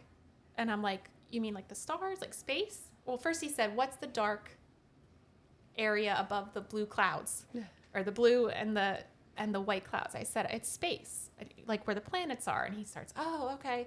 Well, what's above that? Like, it's white, gray. He's explaining to me, and I'm going, and I'm not religious or anything, but I'm like, oh, maybe it's heaven. Is that what you're describing? Mm-hmm. And he said, yeah. And I'm like, yeah, that's where Lucy's going to go. And he's like, oh, I want to go to heaven. And I'm like, okay, we all will be in heaven one day. I was like, I would too, buddy. I get it. Like, but I had to explain it on his terms too, like, and on his level. And so he knew that she was going to die and not be here on Earth with us. But at least it gave me a lot of peace that he he could understand that at least. Yeah. Like, oh, okay, well, she's going to not live here, but she'll live up there. Yeah, it was just so profound of this little 4-year-old to be like talking about it and just so like nonchalant, like, oh, that's cool. I want to go there too. Yeah. It was just adorable. Like, that's where my sister's going to be. Yes. So, And he still talks about her, and I'll still mention her, and he's so, he actually was the most resilient. I was worried, and I was like, oh, how's this going to really, he's not going to understand, and like, how's this going to play out? Because, you know, we're talking about siblings at school. Like, what is he going to say? And I think he's just like so simple and matter of fact about it. He's like, I have a sister. She's not here though. Yeah. Like, but that's okay. Like, yeah, absolutely. And I just think it's like he was actually the one that bounced back a little bit more, because kids are just so darn resilient. Yeah. They know how to they just old souls Yeah. in little bodies. Because I'm sure as hard as that was for you to actually be concrete with him and say the word, she's going to die, he'll fill in the blanks if you don't. Yes. Like, that's the hardest thing about talking to kids, especially when there's an anticipatory loss, right? It's that if you aren't straight with them, if you don't tell them in child appropriate terms, but they're going to make up their own thing. And just like that could make them more scared. It could make them feel insecure because they feel like you're not telling them the truth, and they have to continue to trust you as a parent, right? Or as a family member if you're describing, you know, something else with them. But just keeping their trust by giving them that whole picture. Yes. So they know, okay, my mommy knows, and my mommy's here, and my mommy's okay, and my mommy is going to take care of me, right? Like, it's that gift you gave him of security. Yeah. And knowing he can still love his sister, and he will still have her even if she's not here. Yep. And it will be okay, and my mommy knows what's happening. Yes. So I don't have to be as scared. And Miller kind of mentioned that about being honest. Yeah. Erica asked him on one of the episodes, what do adults need to know about talking to kids? And he said, be honest. He said, just tell them the truth. Yeah. They know more than we're giving them credit for. Yeah. Yeah. I think that, and then being honest just reassures them that, okay, their thoughts and feelings are valid. I remember Owen saying, are you sad because of the baby? Because like every time I was crying, he like, it'd be after an appointment or something associated, or he'd be hearing us talk about Lucy. So of course he's now associating like, oh, mommy's sad, so she's sad because of the baby. Yeah. And I remember I always had to follow it up with like, I'm not sad because of the baby. I'm not sad because of Lucy. I'm sad because she's not going to be here with us when she is born. And that's okay. You know, I didn't want, I still kind of worry sometimes. I'm like, I hope I didn't like make him fearful of being sad. But like, I also wanted him to know like being sad is okay. Yeah. Yes. And, you know, he it was amazing. Like he would come up to me and be like, are you sad because of the baby? And like, it was almost like he was going to cry too. And I'm like, yes, but no, like I'm sad because of this. And then like, he would kind of perk back up but I also would follow it up with like, it's okay to be sad though too. Yeah. Like if you are sad, we can be sad together and that's okay. And let's talk about that. Of course though, he's a 4-year-old boy. Sure. It's like, Yeah. 2 minutes later, he's like bouncing off the couch. So he's fine. But like, but so many times people tell boys like, don't cry. yes. Yeah. Don't cry. You have to be Yes. strong. Yeah. Be strong. And I mean, just the influence of allowing him that as well. Right. Like not saying, well, don't cry because you're going to make mommy cry. Yes. Or no, like, let's not be sad. Let's just be happy. Yeah. Like you're teaching him how to respect his emotions. Yes. Right. Yes. Even if they're uncomfortable. Yeah. And I Because think sometimes life is uncomfortable. yes.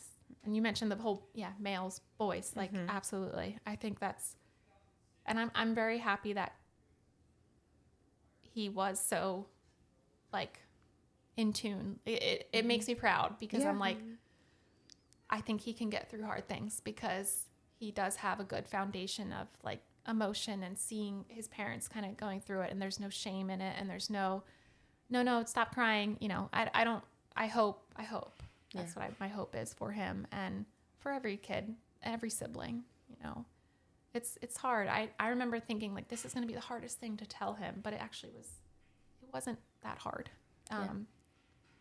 Because again, he was so like resilient and so like already in tune and aware. And again, we give we don't give them enough credit. Yes, he's 4. And I think a lot of people actually said, like, are you going to tell him at all? And I'm like, well, of course I have to. I have to. Like, he knows already that we're expecting a baby.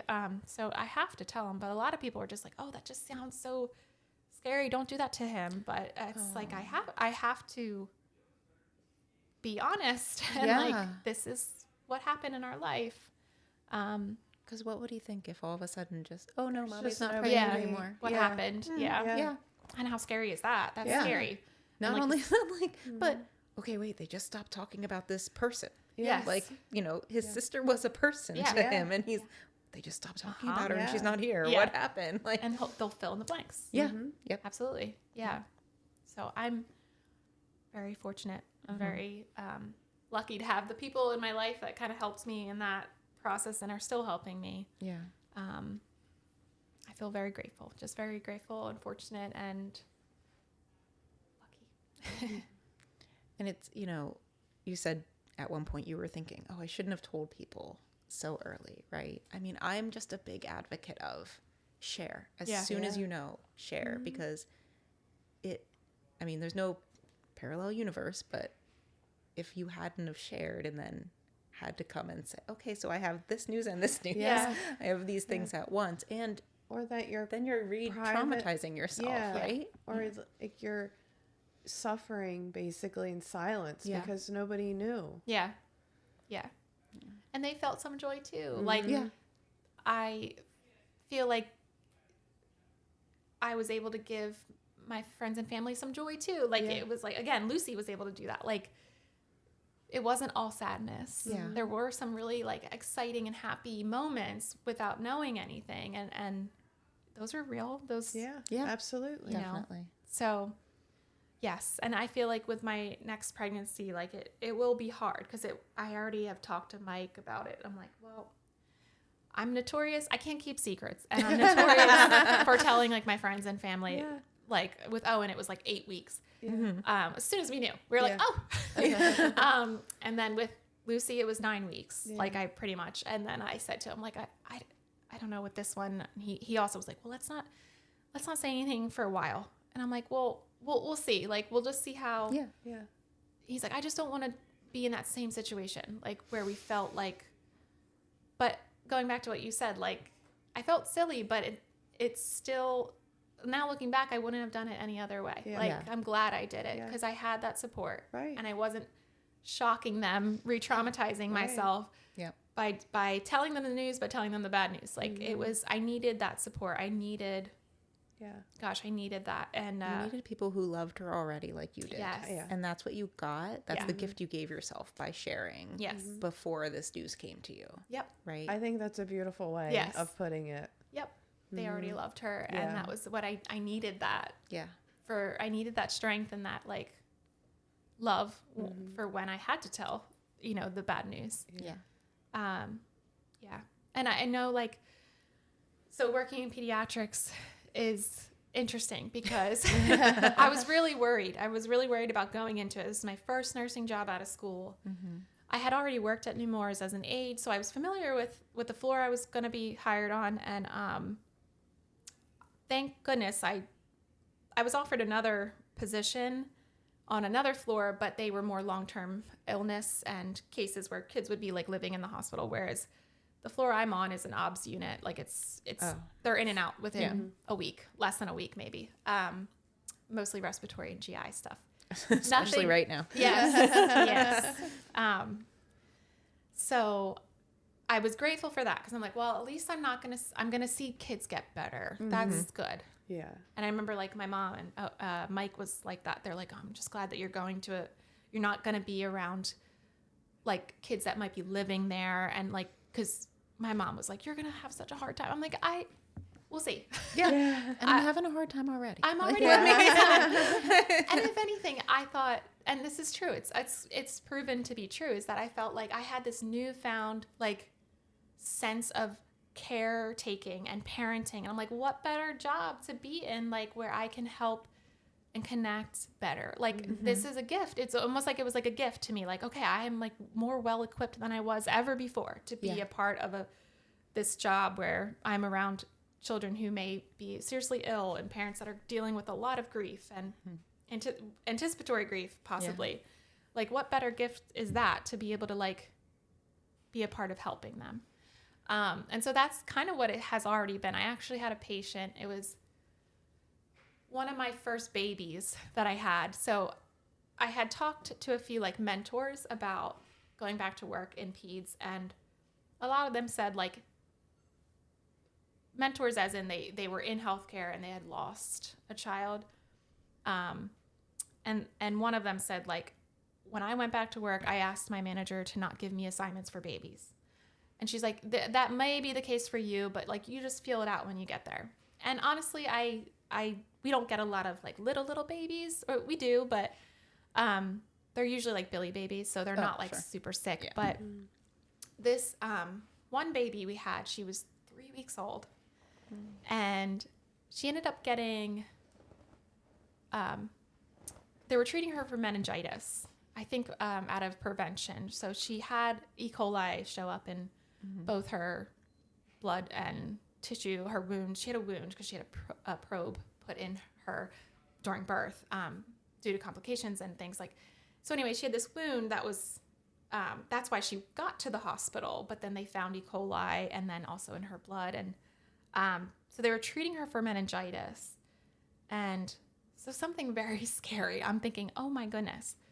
So I got her literally the day she was admitted, and the next day, or I'm sorry, the night she was admitted, I was leaving, and then the next day I had her, and I was talking to her team, the providers, and I was listening in on rounds, and they were saying all these words and scary things, and the mom's just standing there at the door, and, like, of course, I feel for her, and, like, I was like, okay, like, this is so much information. It was too much, to be honest, but, you know, doctors, and they can do that. So rounds are over, and I go in, and then I'm doing what I need to do, my assessments and things, and she's cute as a button. And I'm thinking, like, this is fine. Like, I'm okay. Like, I was anticipating it to be harder, but I'm like, no, this is, I'm meant to be here right now, to be her nurse on this day. And the resident comes in, and it's just the resident and the mom sitting there, and she tells her the news of, well, okay, she's going to be here for 28 days. This was right before Christmas. So she's going to be here for 28 days being treated for this. She needs a pick. You know, this is what we're going to do. And then she kind of sits with her, and I'm at the computer, like, listening in. And again, this is like my first, I was only 2 months in. So, and this is my first baby too. So, and I'm like, wow, this is a lot of news. Like, and I'm going to stay in the room because I'm afraid to leave the room. I'm afraid to leave her alone. Like, this is so hard. And she was already getting upset and things. And then the resident leaves, and of course just leaves me there with her. But it was fine. I felt like, I was like, okay, I'm meant to be here right now because I know this feeling. I know when you get bad news, like, and you're there alone, like, this is, I'm meant to be here. And that's what I did. I just was there, and I said, do you want me to stay here? Do you want me to call pastoral care? And she said yes. And I said, are you going to contact anybody? Like, do you need a support person? And she said, I'm going to call my mom. I said, okay. I'm like, would you like me to stay in the room? And she said, no, I'm okay. But I said, okay, I'll be here if you need me. From that moment on, we were like bonded, her and I. And I had her like the next day or maybe the following week. And so she's there. She's got her PICC line. She's doing great. Mom and grandma are there. And every time I came in, I just commented on how beautiful she was. And I was just like, she's so cute. I loved taking care of her because I felt like it was my way of like sharing love that I didn't get to share with Lucy. And it was right around the time that she probably would have been born if we made it there. And so I was like, as weird as it sounds, I was kind of like envisioning like this could be my baby, but like it's not my baby, but I'm loving her like I would love my own. Mm-hmm. And they were so grateful and nice. And then they said, how many kids do you have? And I said, this is like the first time someone asked me that. So, and I knew that was coming. I knew that would like in healthcare in general and peds. And I said, well, I have a son and I have an angel baby. And then they both looked, oh, oh, I'm so sorry. I said, no, it's okay. She's in heaven. Her name's Lucy. And they were like, oh, that's such a beautiful name. And oh, Kelsey. And I'm like, it's all good. Like, I think they were anticipating me to like break down. I'm like, Yeah. I'm fine. Yeah. I was like, and I'll share my story. And I did. And I was like, this is why I just love caring for your little girl. Like, because it's like my way of sharing the love that I didn't get to share with Lucy. And ever since then, we've actually kept in touch, and baby's doing amazing. And it was like I was just in the right place at the right time. I felt like it was another place that I just was meant to be. And I'm so grateful for that. Like like I know with nurses and teachers and things, you always remember your first patient that like impacted you. And that's my patient that like, I will carry for the rest of my life of like, I got to be in that moment for when that parent was hearing the worst news of their life at that time. And I got to see them through it and help them. And they helped me. Like, it was healing in a way for myself too. And I did say that to them at the very end when they left. I had to say goodbye before they left after the 28 days, and we're hugging. And I'm like, come visit, or come, I know you don't want to be here, but we could just meet downstairs and visit. I want to see the baby. And I said to him, like, she healed me. She healed me, a part of me. She gave me a little bit of healing, and I will forever remember her. Always.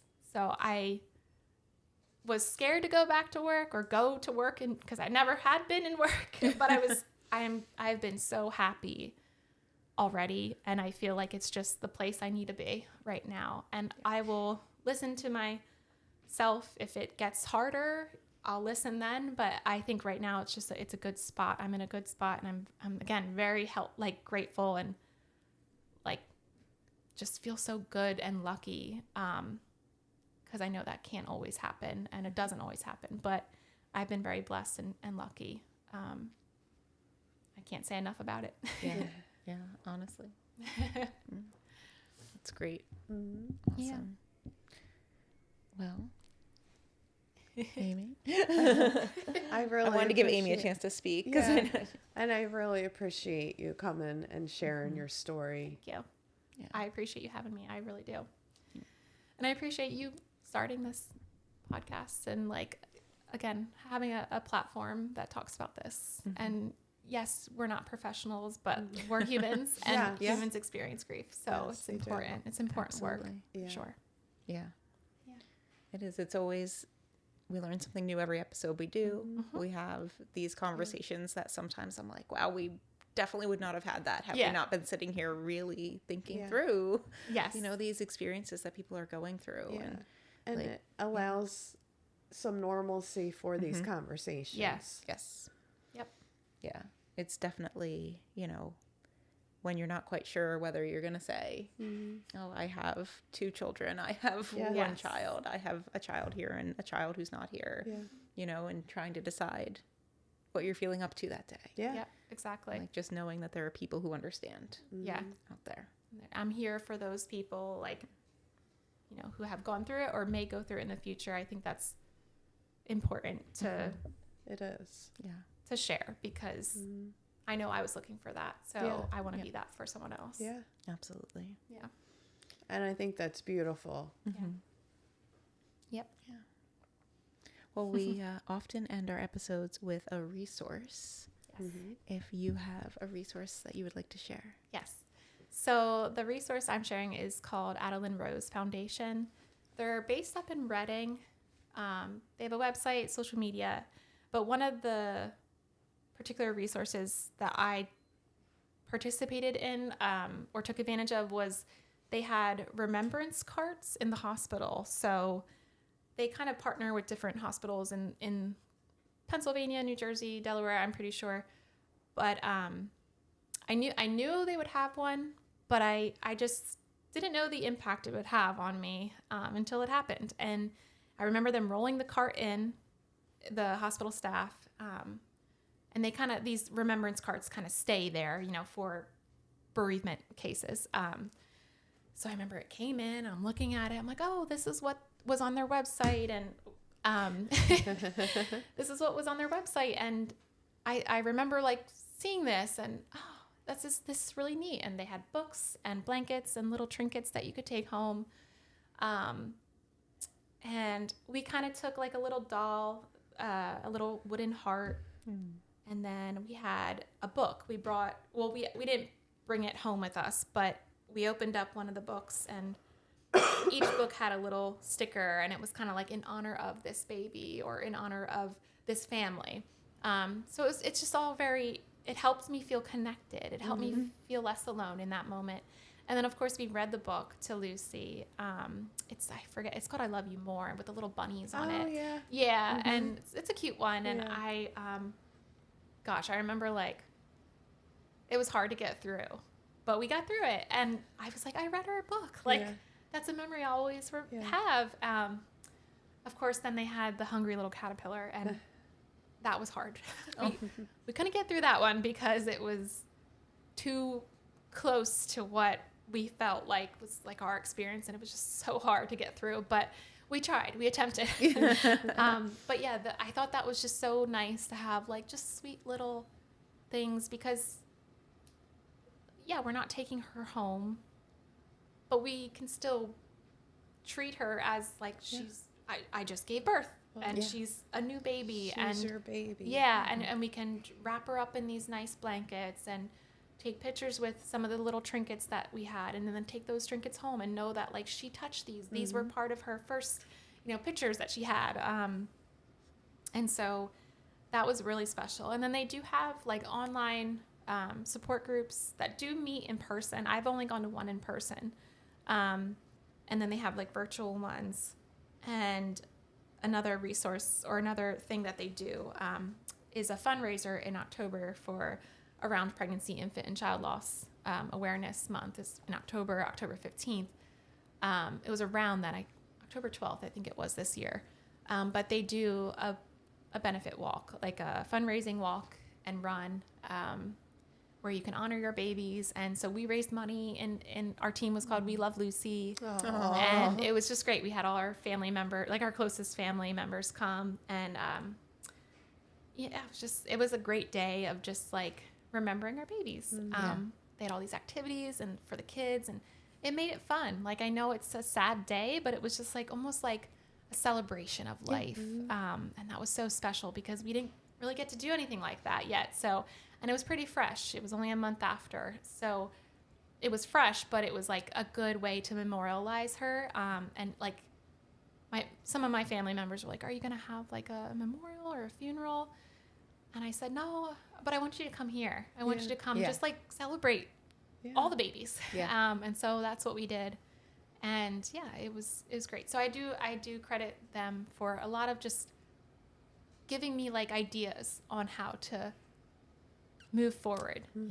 Hearing different stories, just like on their social media pages and in the support groups, and then like connecting with other resources. They share other things that I may have not known about. So Adeline Rose Foundation up in Reading, they do other things, other places. But they do a lot, and I felt like I needed to share because they definitely had an impact on those early days of, child loss. And some of the things in Lucy's keepsake box are from them. And so I wanted to give them a shout out.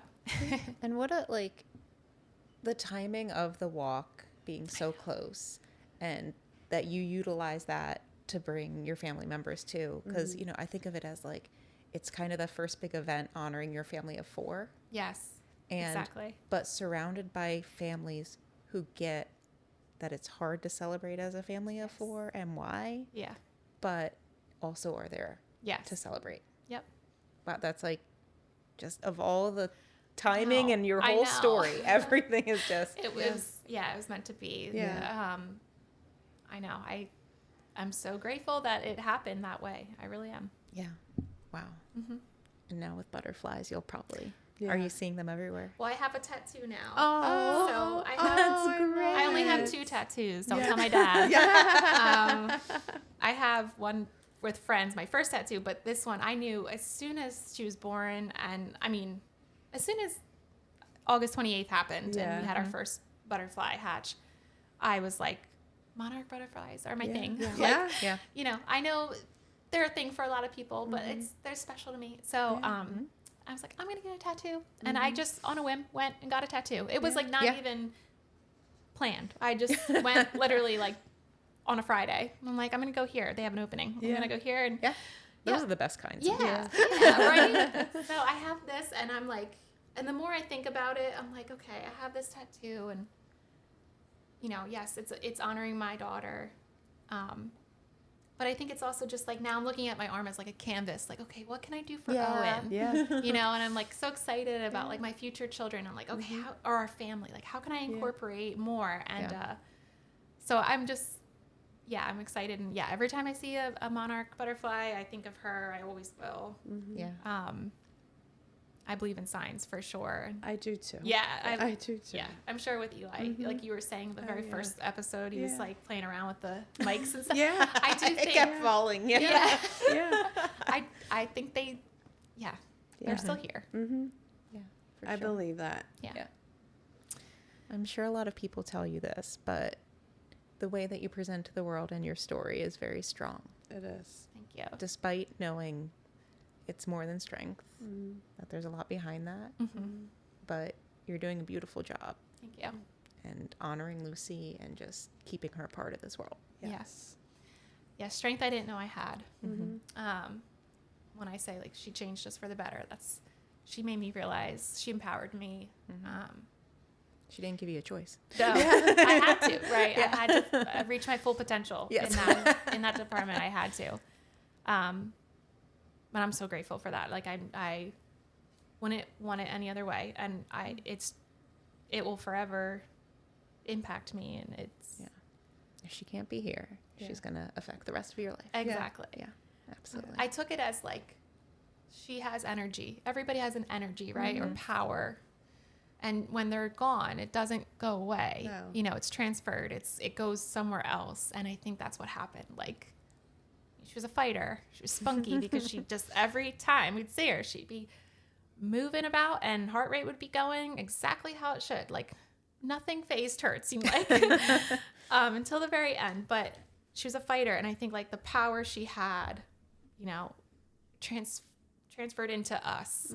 And again, we're living proof of that power and that energy and that love. And like, it's our turn now to share that into the world. And it does take a lot of strength. And I hear that a lot, but I feel like it was just like, I had no choice. Like, it was like, I had to do this way because the alternative was honestly death, like for me, like death of myself, you know, and that does happen when a child or another loved one dies, a part of you dies with them. But I couldn't let all of me go. I had to almost be reborn in a way. So that's where that comes from. And I, again, want to be that source of strength and support for someone else in the future if they're ever going through it. And my DMs are always open, kind of thing. Like, that's how the support groups I've been a part of in the social media, I'm still posting. I'm still a part of them. And I don't say a lot on them, but I'll usually like show that I care, you know, I'll like it or heart it. And I'll just say in the comment, I know how you feel. You're not alone. Please reach out if you need anything. Yeah. And because that's how people were for me. And so that's the least I could do. Yeah. That's meaningful. It's a gift that Lucy gave us, Yes. for sure. Yeah. Awesome. Yeah. Well, thank you. Thank you.